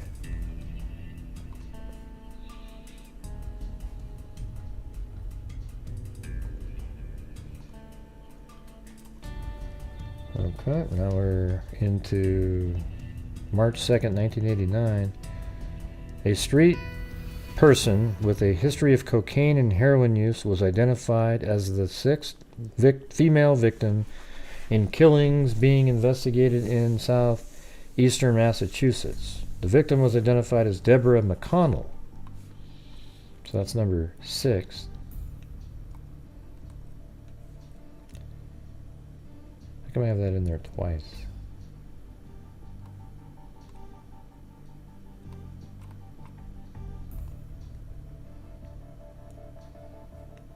Don't know.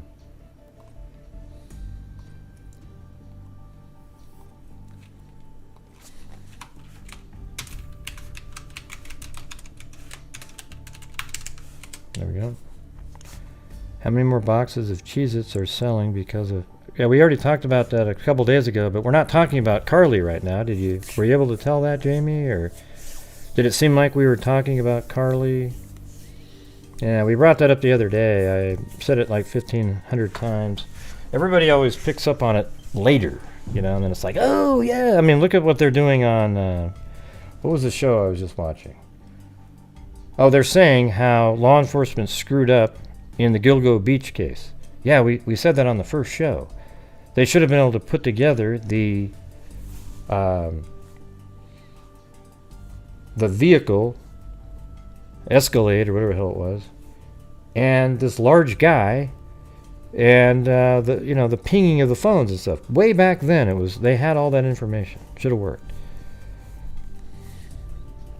Yeah, maybe Jamie's on Rewind. Yeah, but either way.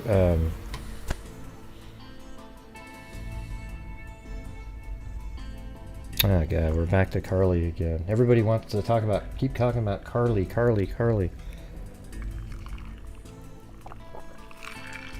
That's why I need a drink. Jesus, you guys you're too much.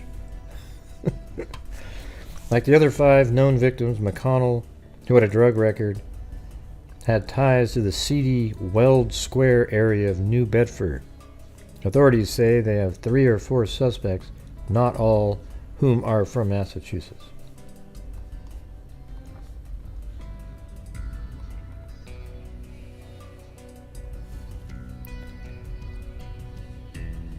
Yeah. I'm not going to bring up... Carly will just be like, oh, you're as Zozo would say, you're chucking a Carly. Okay, that's all it's going to be. Unless there's an update with the full story, it's a complete waste of time at this point. It already was becoming a waste of time. But we can all look at secret tunnels, ooh, and get excited about those. Look at that, it's a culvert, everybody, it's a culvert. But I'm going to call it a secret tunnel. And everybody's going to come running and look at it. It's going to be amazing. I got to work on clickbait, I guess I got to work on that a little bit more. Yeah.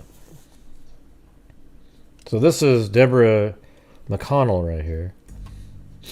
A 25-year-old Rhode Island woman with a history of drug involvement and prostitution was identified yesterday as the 6th victim of a possible serial killer. It's obvious a serial killer. It's not possibly. You have 5 bodies in the same spot. The mother of a 10-year-old daughter, McConnell was originally from Newport, Rhode Island, and is the daughter of James McConnell, who is retired from the U.S. Navy. Bristol County District Attorney Ronald A. Pena said yesterday he has subpoenaed 21 persons to testify before a special session of the Bristol County Grand Jury that will sit for 2 days beginning today to investigate the murders. Let's see. She was supposed to come to her daughter's birthday and she never showed up, he said. McConnell of Middletown, Rhode Island, said he and his late wife, Beatrice, tried over the years to convince their daughter to forsake drugs, but were unsuccessful. She begged for money and I didn't have it. She'd get mad and walk out at me, begged her to come home. I couldn't get her to stop, he said. The only one that could stop her was God, and then you're dead. McConnell said he and his wife adopted their granddaughter and have been raising her as their own from day one.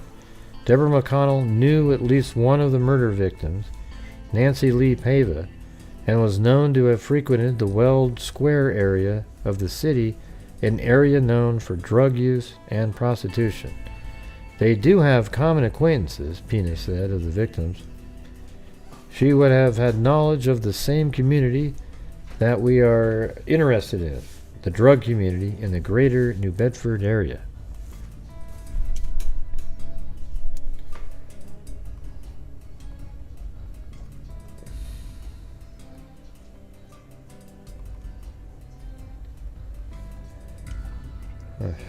Okay, we did that one. So we're on to the next one. March 30th, 1989. The seventh victim of an apparent serial killer was identified Wednesday as a young woman with ties to drug activity in Weld Square area of New Bedford. The victim, whose badly decomposed body was found Tuesday, this would have been March 28th, 1989.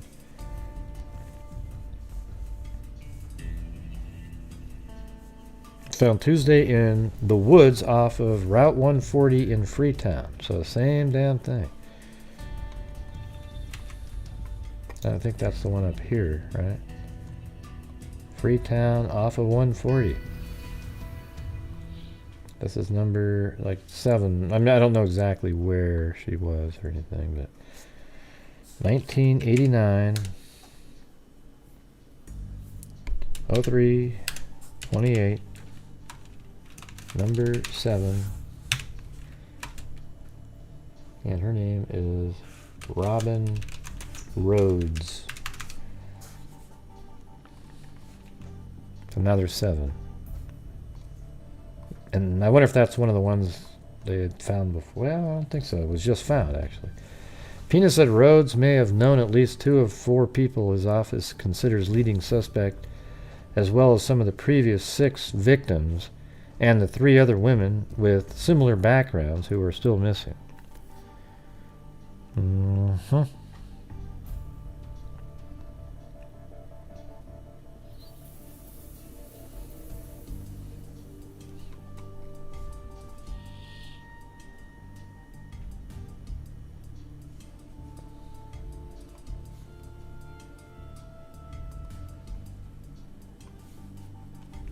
Victim's parents ask public help to find killer. That was Robin Rhodes' parents right there. It sucks. Rhodes, 29, the mother of a 7-year-old son, disappeared last April. Her body was found Tuesday along Route 140 in Freetown, like the 6 other women whose bodies were... Wow, so she was missing for a year. Found along Route I-40 and Interstate 195 last year. Think of it as their son or daughter that was missing. How would they feel? The request from the Arsenal echoed comments Wednesday by... Well, that's the name of the parents.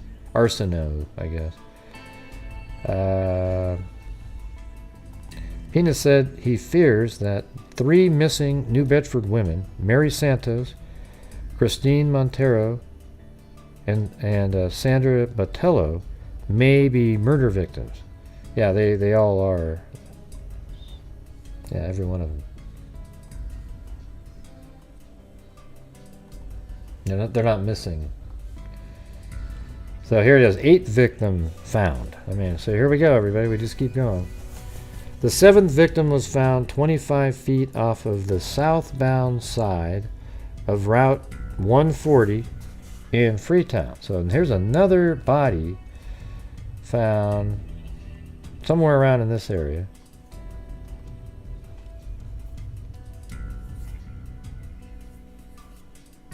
Found and a mile south of where the body of the 3rd woman was found. Identified as Robin Rhodes, 29, of New Bedford.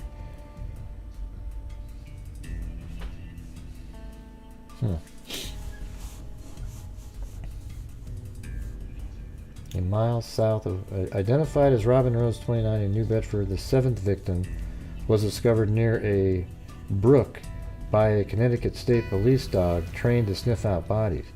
The same area had been searched without success last November by a Massachusetts State Police dog trained to detect drugs.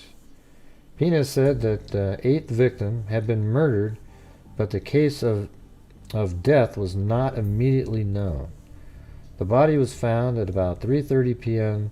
by 2 children walking in thick woods just off Route 88, about 20 to 25 feet from the side of the 2-lane highway. There were no clothes on the skeletal remains, and officials refused to say if any clothing or personal items were found in the area. Between last July and... So what day was they found them? Now let me go back. I gotta go to page 1.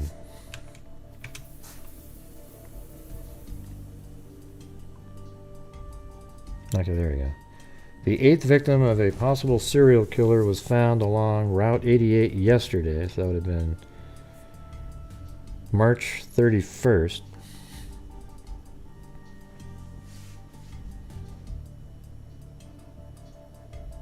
Dr. William Zane of Bristol County Medical Examiner said the 8th body was that of a woman in her late teens or early 20s. Pena said the woman had been murdered and that she may have been dead since last summer. Pena said he received an anonymous letter on March 16th from someone reporting to have witnessed some activity along Route 88, but the letter said the author would not come forward until a body was found in the Westport area. Pena said the letter writer described what they believed to be a person who may have been... I wonder if that's the actual killer right there doing that. So where's Route 88 off of here?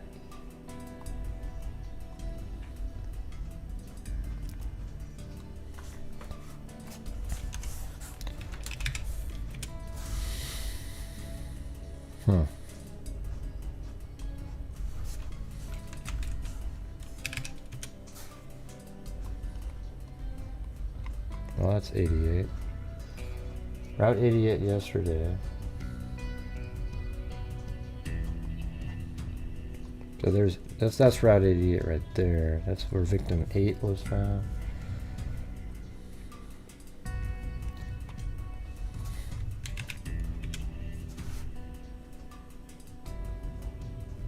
The 7th victim was found 25 feet. Okay, we already knew that one. The body found yesterday in Westport was discovered off the southbound lane, less than a mile from the intersection of Route 88 and Charlotte White Road. Okay.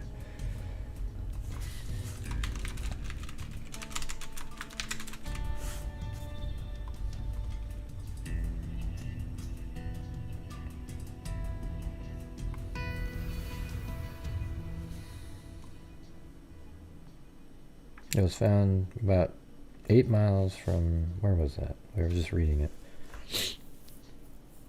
The body found yesterday in Westport was discovered off the southbound lane less than a mile from the intersection of Route 88 and Charlotte White Road, about 5 miles south of intersection okay, so 5 miles south of intersection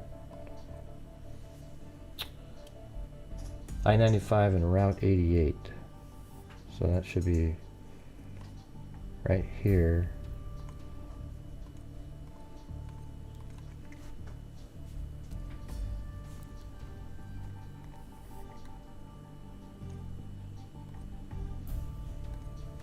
.3. I think we're getting there. Should be really close. 3.9. 4.91.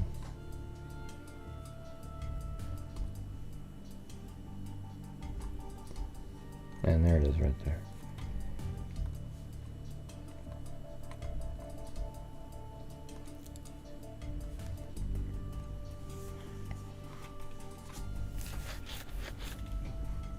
So that would have been 1989, 03, 31, number 8.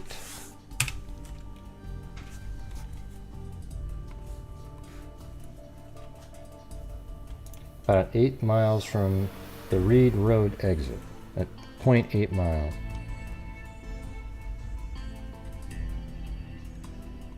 Reed Road again, huh? Remember how Reed Road was in the...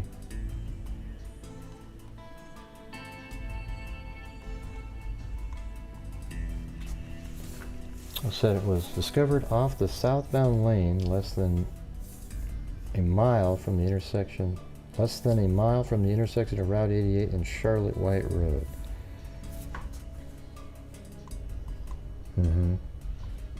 Yeah. I think that's close. It's close enough.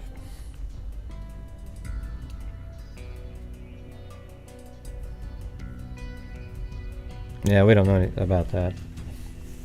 Alpaca Renee. But also, you guys, if you guys would like to help support the channel tonight, that'd be great. Make up for last night. Be absolutely fantastic. We got really lucky tonight with Boom Boom Hughes, whoever the hell that is. I mean, I'm not sure if you're related to me or what you are, but yeah, if you can afford to help support the channel, that'd be great. Thank you. Because you guys know at the end of the month, what we do is we take the income, take out my taxes, and then I give away over 50% of the remaining money from YouTube revenue. All right. 1989, not 1983. Remember? Oh, okay. Well, we'll get it fixed later, Kathy. I didn't know you're paying attention to. Oh, it'd be great, you mistyped it. All right, just a second. Yeah, they're all the same. They're all 88 and 89. Oh God, you said 93, Gray. You put 93. That's right, Michael. I'm so mean.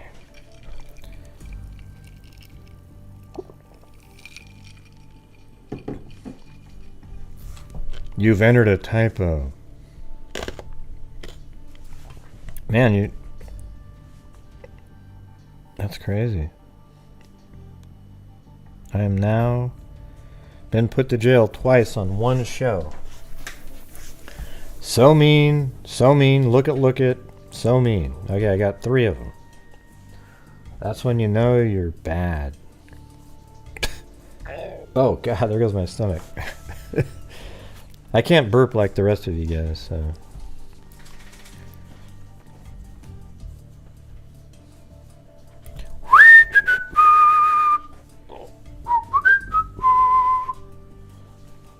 Yeah, I was born not being able to burp. It's unfortunate. It was like, oh, Chewbacca! Right?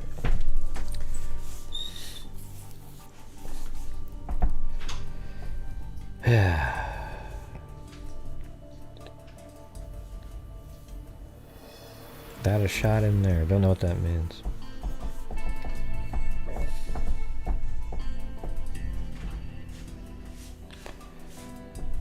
Katja T vomited.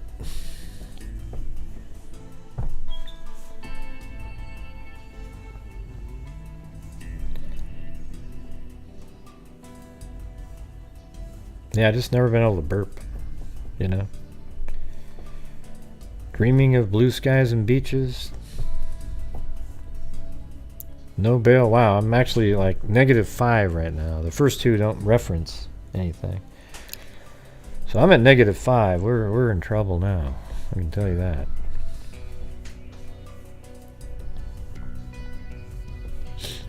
You want me to get stoned and do a QA? Okay, so Renee H got me to 0 again. Now I'm at 2, which is enough for a Snickers bar for the guard. I'm just wondering, I want to know where Michael is here, man. He's the one that threw me in here.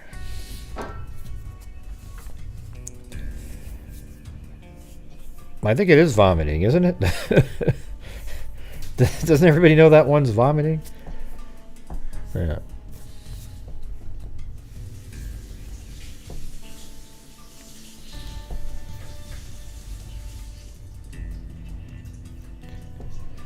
Yeah, I'm definitely trapped in jail here tonight. You can tell. Can't say I didn't try.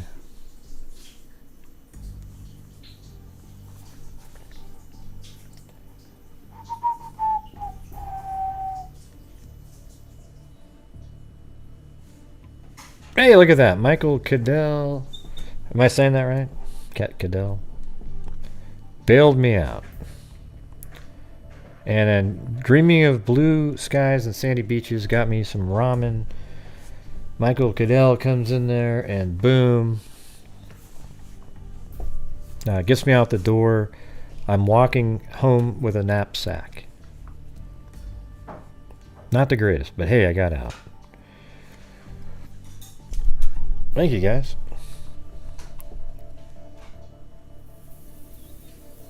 Man, I've been put in jail twice tonight. That's crazy. Why is somebody sending me the photos of the victims? I've got all the photos. They're on the thumbnail. Did you see it? I don't get it, man. I don't get it.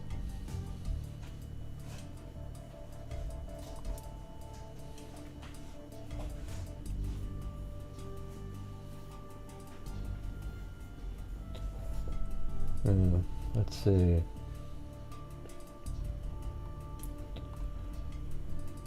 Now we're moving to April 3rd here.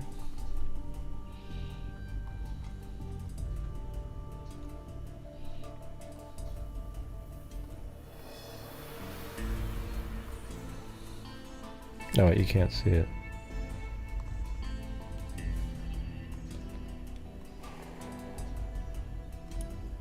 Of young women. So they're looking for them. Victims 2, 3, 4, and 6, also young women addicted to heroin, likewise were found in relative proximity to one another, although months apart in Dartmouth.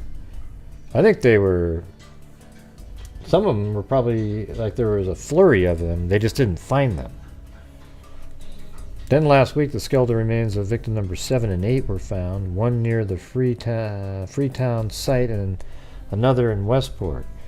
Our feeling is that we're going to find 1, 2, maybe 3 more people out there. 6 of the victims lived here in New Bedford, a city of 100,000. There's still 2 missing out of the... There's 11 total victims. 2 are missing still.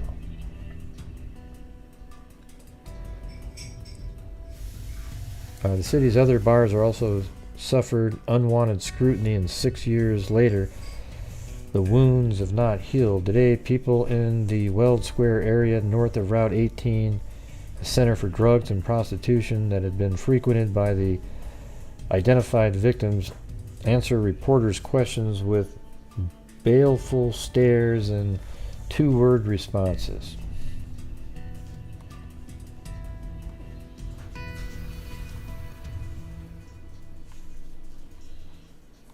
And 1989, this one, April 25th.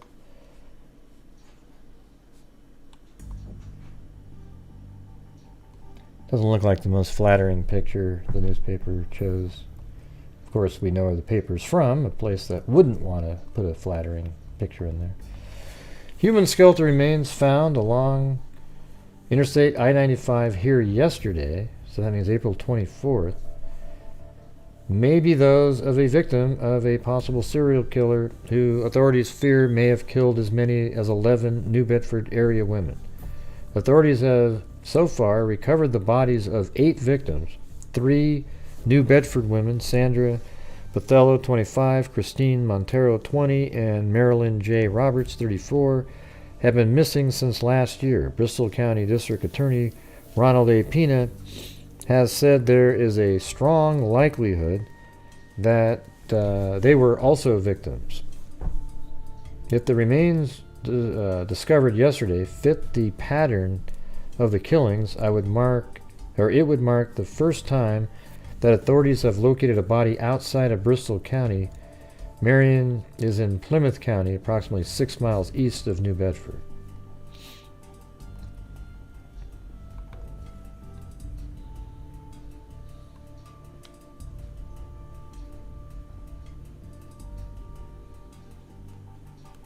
Okay. The identity of the latest victim of a possible serial killer eludes investigators from Bristol and Plymouth counties yesterday. Investigators raised the possibility that the victim, whose skeletal remains were found on Monday next to Interstate 195 in Marion, may not be one of the missing women, but instead be someone unknown to authorities.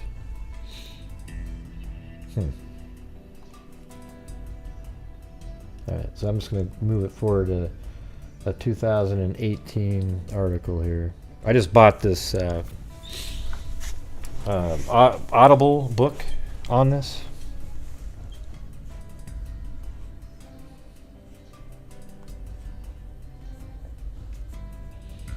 To this day, it bothers me that the New Bedford Highway Killer has never been caught. From the spring of 1988 to the fall of 1989, the bodies of 9 women were found along highways in New Bedford area. 2 more women are still missing and are presumed victims of highway killer. At that time, I was a reporter for Rhode Island TV station. For a time, the highway killings case took over my life. Hey, thanks, Alpaca Renee. I think the list of searches were his own uploaded videos that he was admiring. Thus, the Asian twink. Now, I think that he's one of the victims. 100%. His own look at the other Vics and match them. Yeah, I mean, I just think I think the Asian male is one that he killed, and I think he killed at least, I think everybody on there he killed. Okay, let me just be honest with you. I mean, the odds of all those people being right in that same area are really low. But at least 4 or 5, 7 of them are his, okay?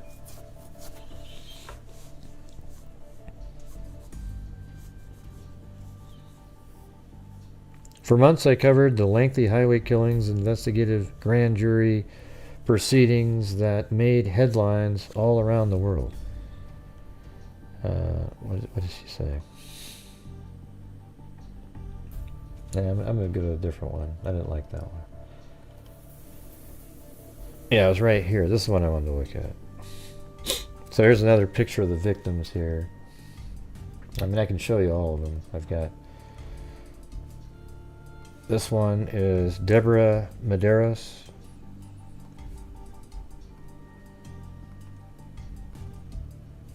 Deborah DeMello.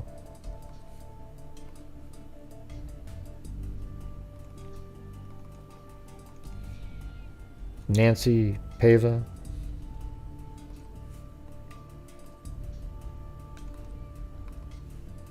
Don Mendez.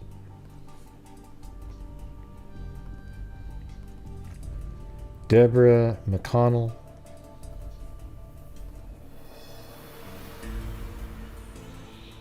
Rochelle Duperella.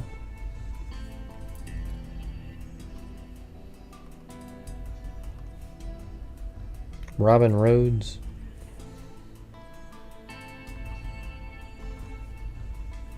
Mary Santos.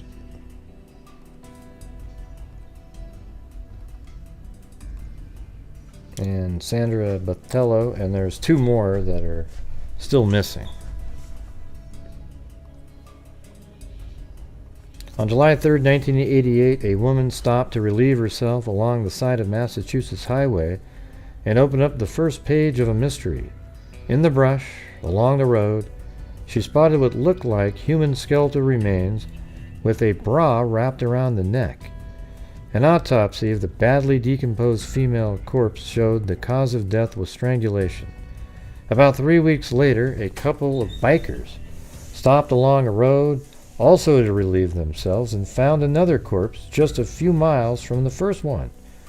Both bodies were along highway circling New Bedford, a city best known as the departure point for the doomed whaling ship in Herman Melville's classic Moby Dick.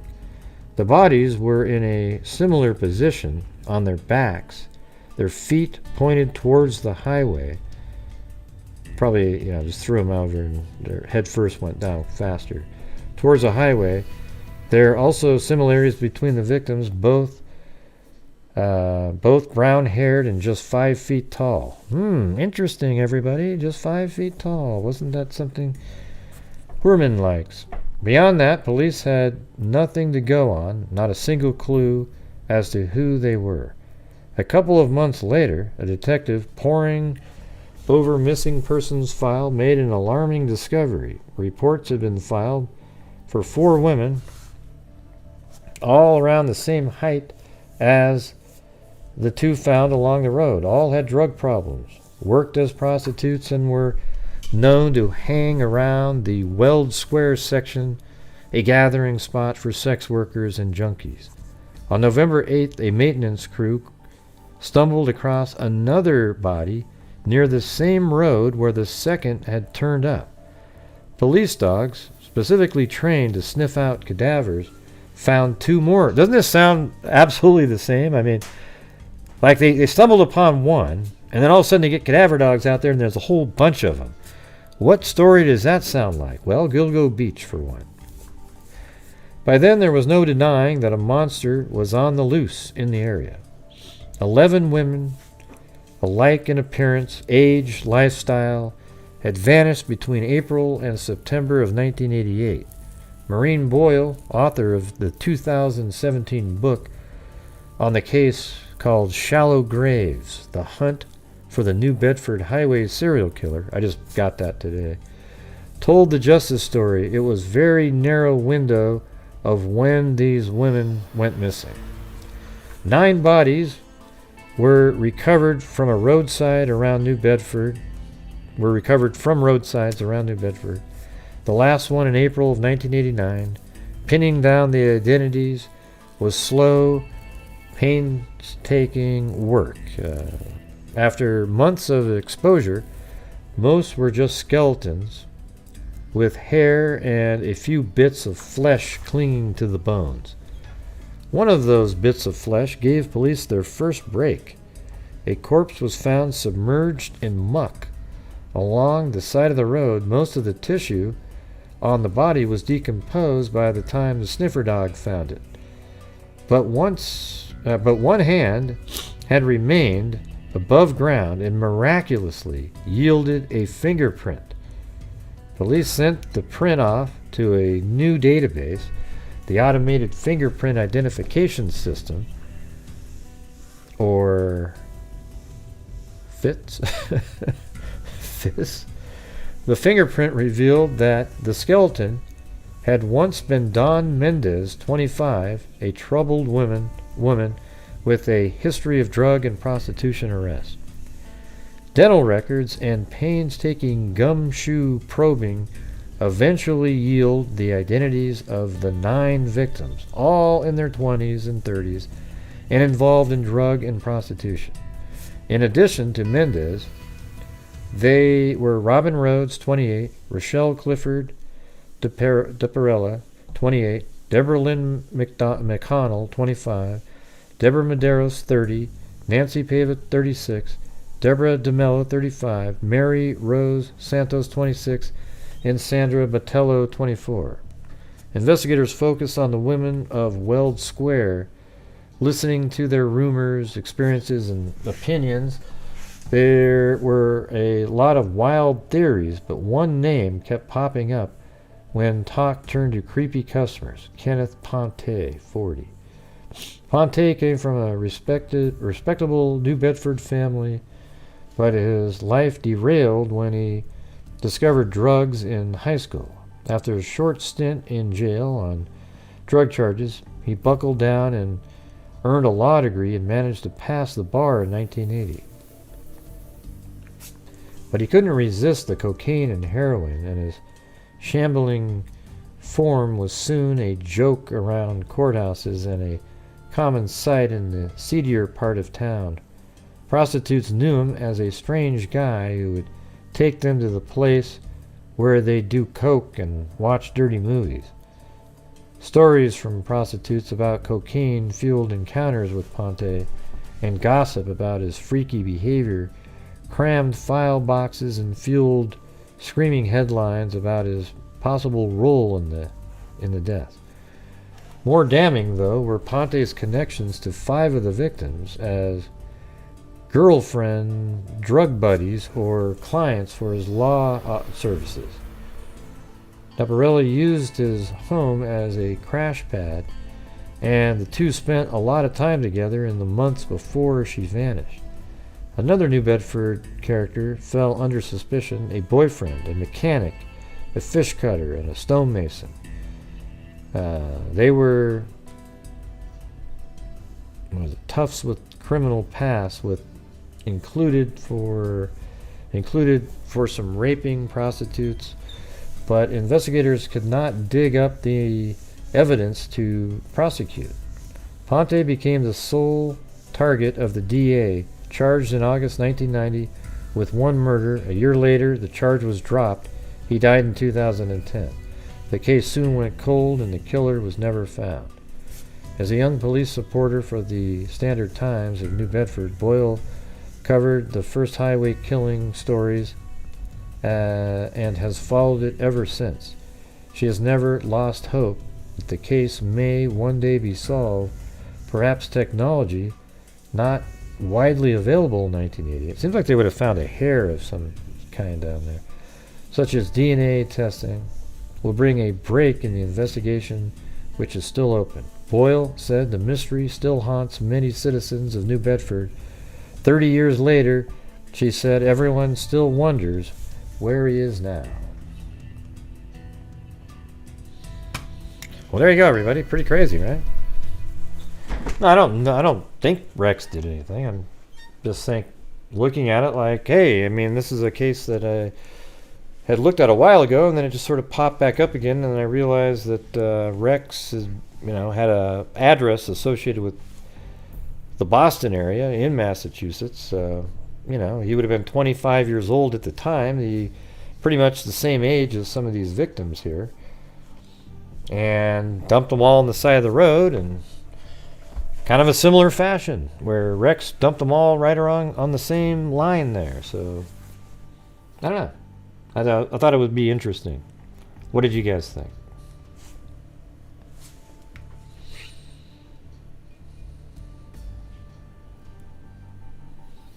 To Shrek.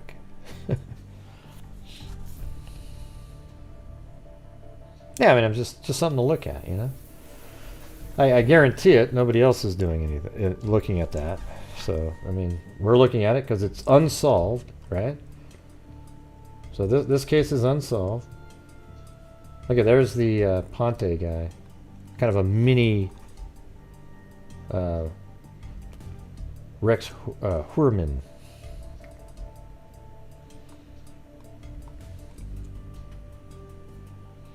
Right, he's right there. 25, 26 years old.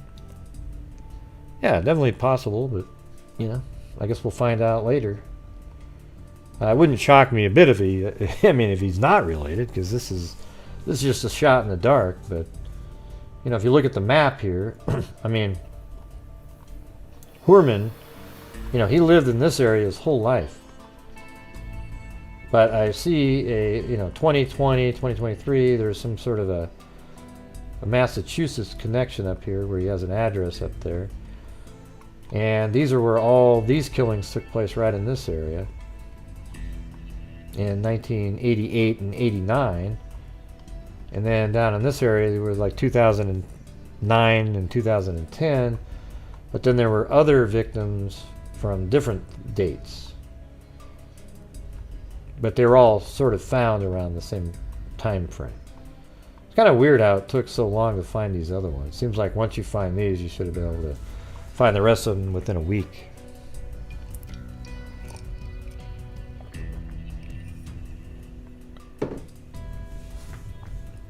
I mean, they're all sex workers. Some of them were short. The way the bodies were sort of off of a highway, and all like, see, that's something you could call a similarity. Not all serial killers have a place where they dump all their bodies. Some of them dump bodies, and every one of them's in a completely different spot. And Heuermann obviously likes to put them all in the same place, so that's a similarity up there, where 5 of them were found like within 3 miles of each other, just right there on the highway.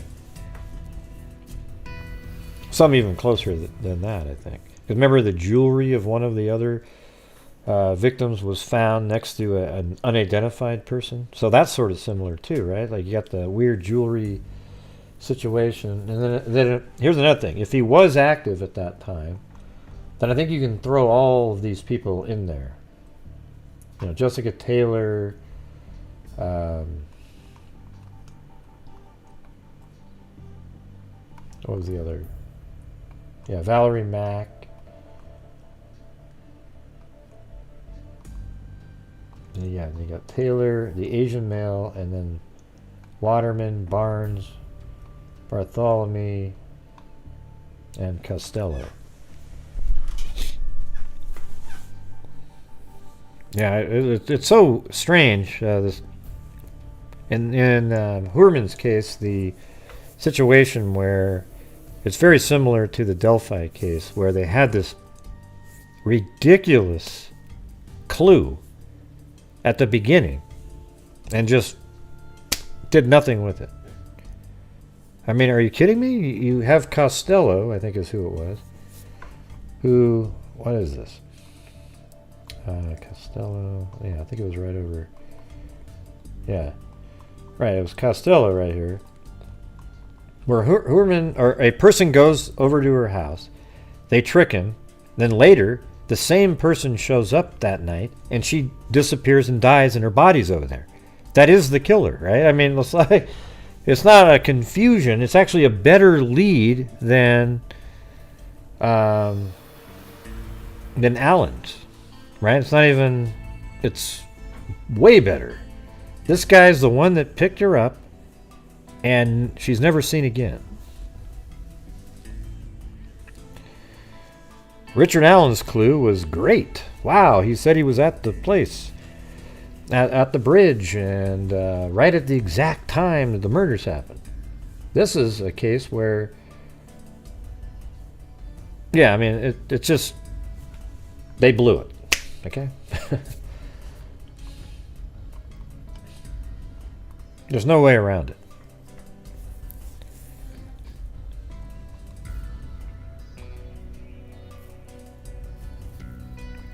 I don't know.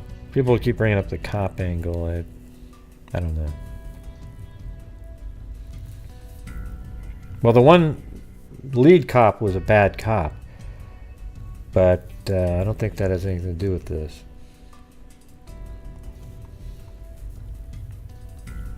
Yeah, the police chief, he roughed somebody up who, God, what was it? He found porn or something in his car. You know.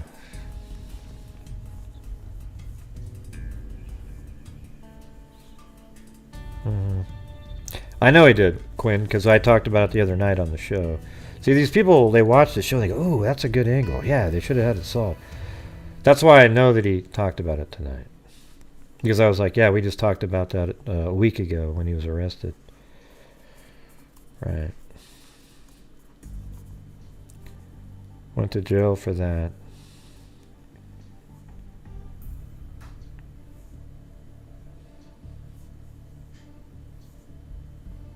How do you know, Quinn? I don't read your comments, so I mean, I talk about my own thoughts, you know. Let's see. Burke, wasn't he the prostitutes too?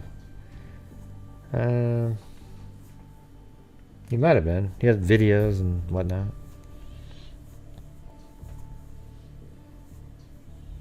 Yeah, you ever see that, Cindy? When you say it, you look like you're, "Oh, come on, Gray, they could have," but it's just sometimes it's really obvious.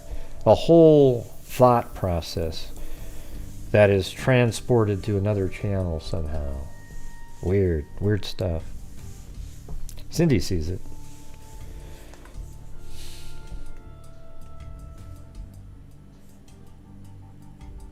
Yeah, it's crazy.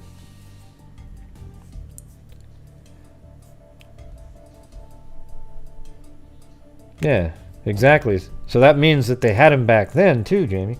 And another similarity is once the task force came on, they went back through all the old files again, and that's what they're claiming in the Delphi case. Same thing.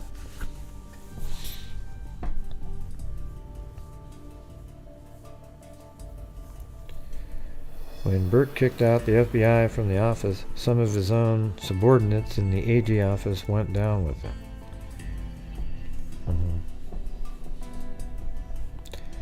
But hey, good, Quinn. I'm glad you you thought of it too. Good job. My husband will be watching a show and call me down and he'll be like, "We talked about that on Gray a few days ago." I know. No, it's weird, you know. And you know, nobody really cares. I'm not thanking you for anything, Quinn. Let's see. I always wonder if Quinn's an actual troll, you know. Never really sure about that guy.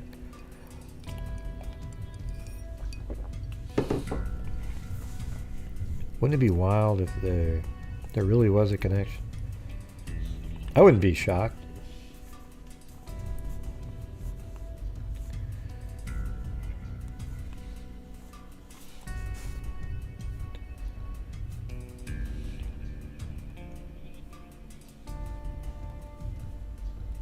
Now let's see this one.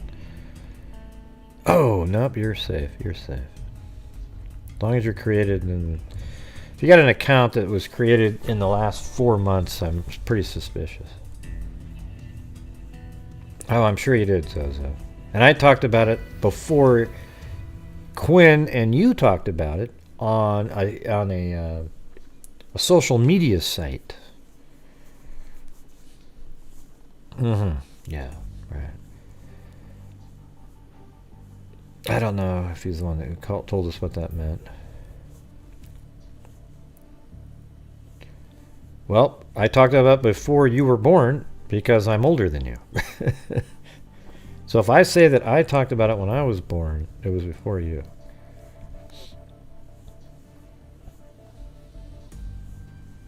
No, I don't remember the Daily Mail. I just remember talking about it in here. Right.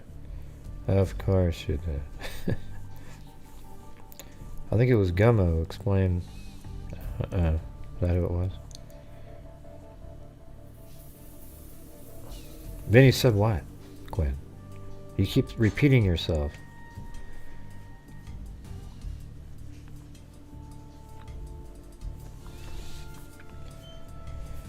Oh, you know what it is, Quinn. You look them up every night on the computer. Don't worry about it. It sounds like me and my older brother arguing when we were little.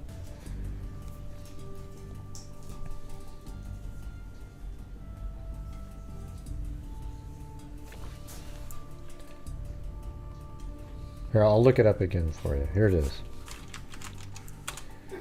It is a gay or bisexual young man with a slim build and youthful appearance.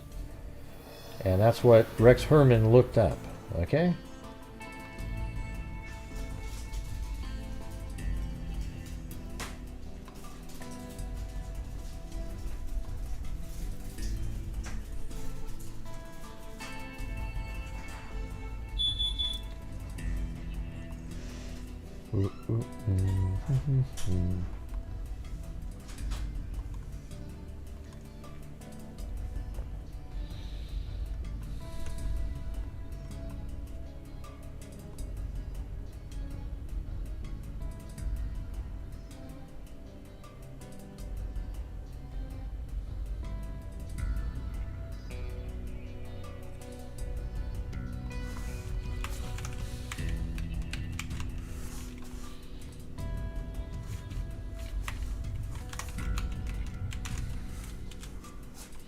Yeah, right there.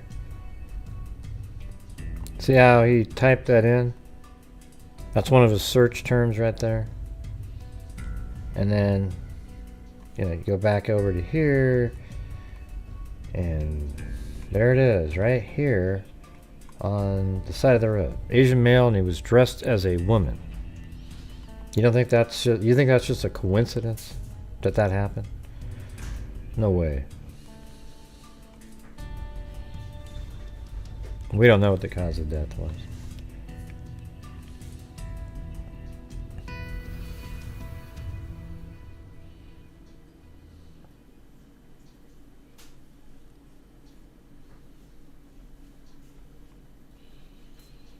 Let's see.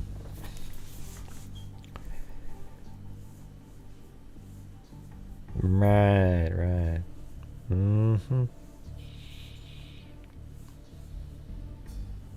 There's a book on audio. Which murders are you talking about? The one, the case that we went over tonight, the 11 women, or which one? The Gilgo Beach one, or? Yeah, I just told you what the name of the book was. We did a whole article about the book, the author of the book, and I bought it on Audibles.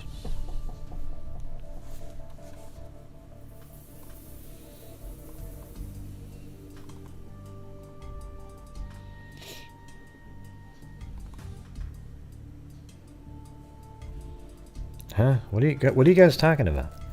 What movie are you referring to?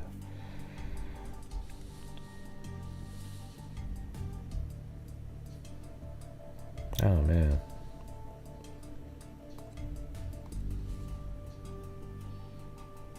Oh, I see. I have it on the other chat again. Which case are you guys talking about? Zozo. Which one? The New Bedford Highway Killer? Well, of course there are. There's a million of them, Zozo. Jesus. I mean, that's like a really popular... Why do you even need to ask that kind of thing? There's like 1,000 of them, you know?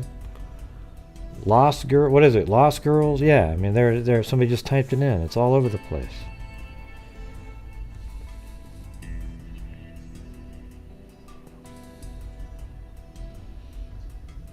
Yeah, there's one called Lost Girls. What is there one? The Killing Season? Is that what you're saying? There's one called The Killing Season. There's all kinds of books, you know, just it's all over the place. It was a huge story.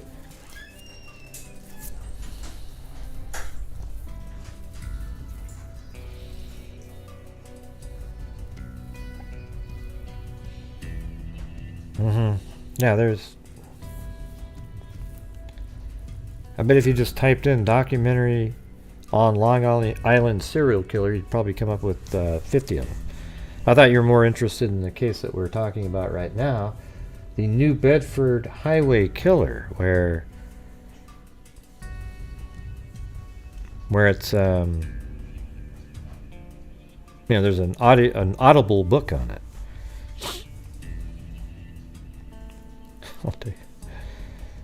Oh boy.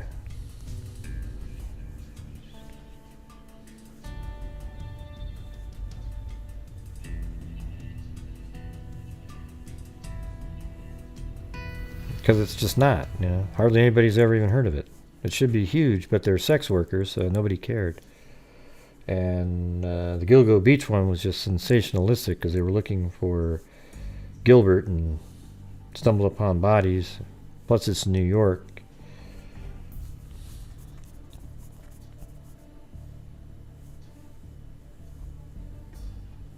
Okay, so what's the one that there was a documentary that was on? That one's called The Killing Season, and Lost Girls is the book. I thought there was a movie called Lost Girls 2, or a documentary. Man, I get so confused reading people's comments. This account said Lost Girls is a book, Killing Seasons is the documentary. Then right below that, Lost Girls is on Netflix. Well, last I heard, Netflix has movies.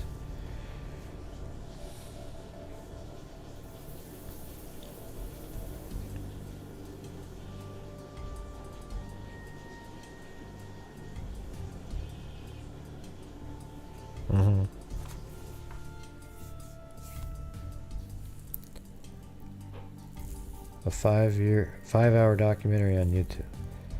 It's called Gilgo. Oh, okay.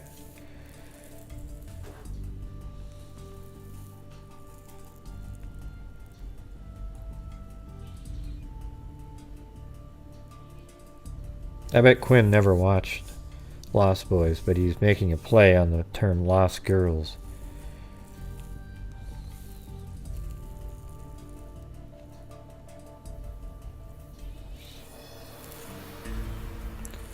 Okay, so Lost Girls is a Netflix movie, but above somebody said that wasn't. I think I remember watching Lost Girls. Isn't that the one where all the family members are sort of huddled up quite often throughout the...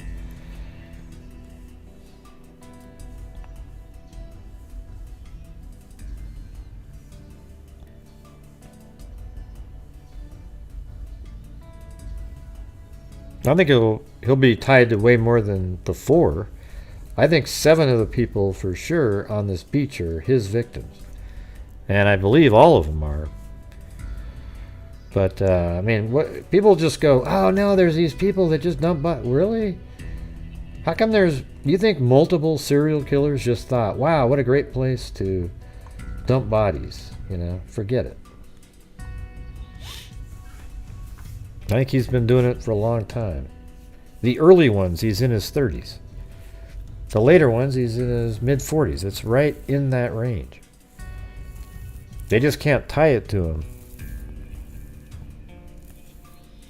Yeah, these are just the ones that they found.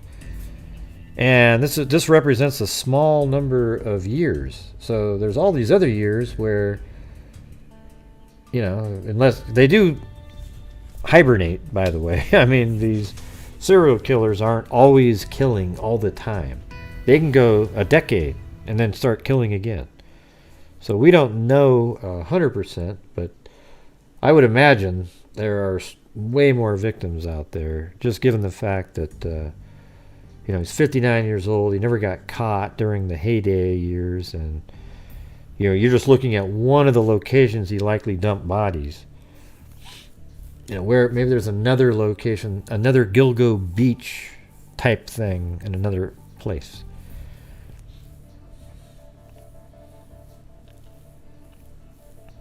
Yep. Yeah, me too, me too. Anyways, I'm going to take off, you guys. So, appreciate you being here.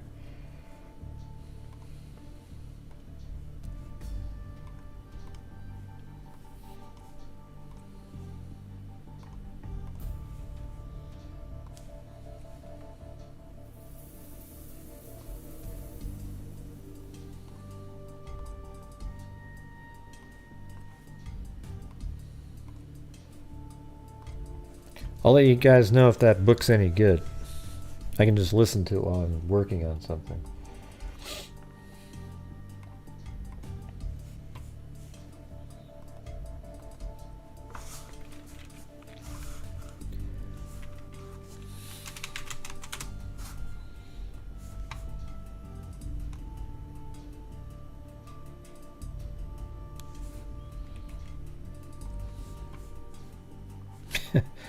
I'm missing so many... Oh, there it is. Okay. Well, thanks. I'm glad you liked the show. Hey, American lady, are you going to throw me in jail tomorrow, too? I think she's going to do it. Anyways. I just flip people crap sometimes. You don't have to worry about it. Like, 20 minutes later, nobody cares. That's why I'm saying... In here, it's like Thanksgiving dinner. You got to weed through, kind of... Sometimes there's things that are like, oh my God, what are you talking about? You know, but then 5 minutes later, who cares?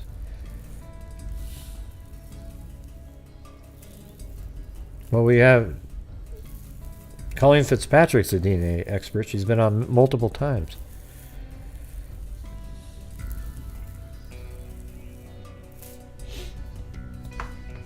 Do a flyover on Gilgo Beach? Is that what you want to do?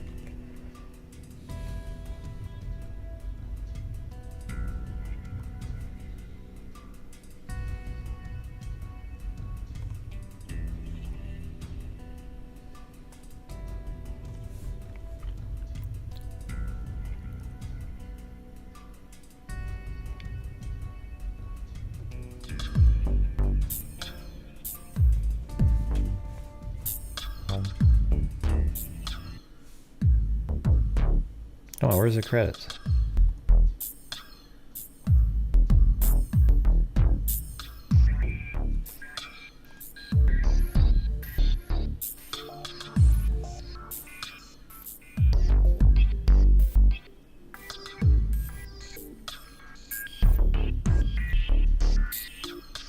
Look at somebody named Mary Lou subscribed. That's got to be a troll. Dash 10298. Members Kenneth Colton. I've learned a lot. Wild Beef. This account. Super Chats. Kathy Chapin. Allie79 and Boom Boom Hughes, who did like 3 cat eye donations. Gwendolyn B. Man. Just Junie. MJ Cleveland, Danielle, Sincerely Katie, American Lady, Sonia, Kami, Cindy Lynn, Jean Darcy, Dreaming of Blue Skies and Sandy Beaches, Katja T, Jessica Schubach, Renee H, Dina Tall, Michael Cadell, and Alpaca Renee. Thank you guys. I need some liquid.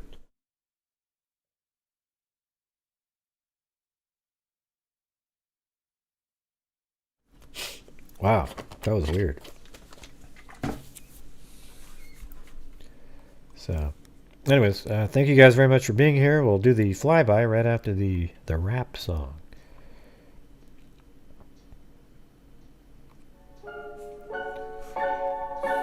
Yeah, I've been doing this true crime thing for quite a while now. And during this whole time, I have not seen one person that is a crime dissector, thug rejector. I'm a certified human lie detector. Gonna get ya on a stretcher if you try and play me like an old projector. Crime sector is my nectar. Professor Grader's gonna give another lecture. Crime collector, freak connector, and I'm always gonna be a pup protector. Fool deflector, interceptor, and I'm meaner than a spectre with a vector on his pector. With all respect, y'all, just remember I've a temper fucking checked ya. I have no agenda, I'm no pretender, and I'll serve it to you straight without the blender. And in the end, I'm gonna send ya on a mission to reveal the true offender. Yeah, so I'll just get right back to work. All right, everybody? Talk to you later.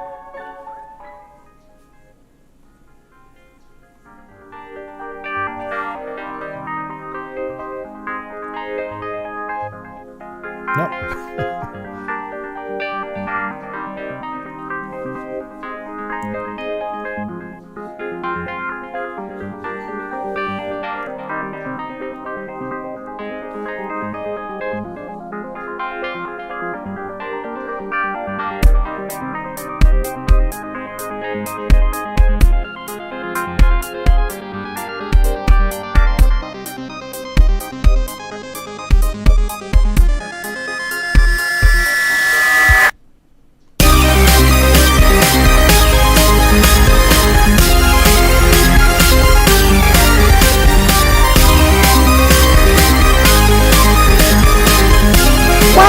This is bitchin'!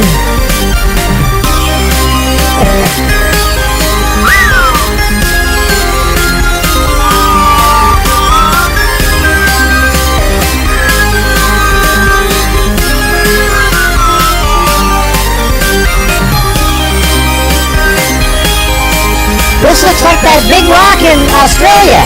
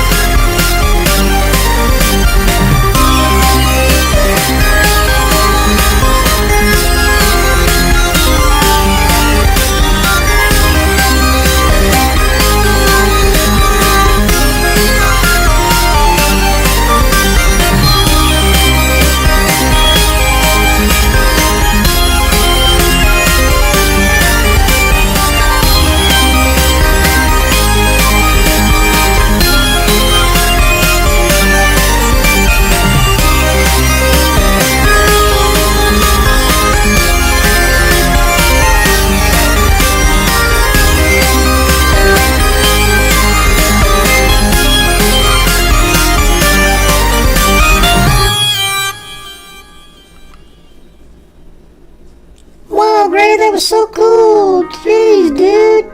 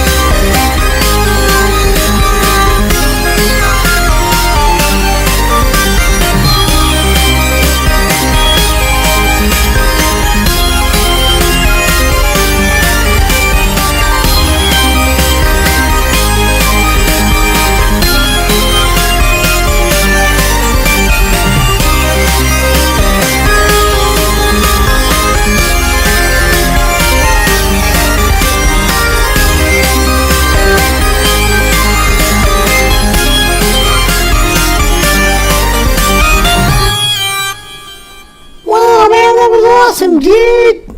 Oh boy, here we go again. Alright, everybody. That's going to do it for me tonight. Thank you all for being here, and thank you for supporting the channel. I really appreciate it. And we'll see you, I guess, on the day crew in the daytime tomorrow, where I got to put together the second half of today and then add some for the 6th day, I think, in the trial that we're doing. So anyways, thank you guys for being here. We'll see you tomorrow. And as I always say, everybody, until next time, be safe out there. Good night, everybody. No G or anything? G! It was coming. It was coming. I knew it. I knew it. All right, we'll see you later.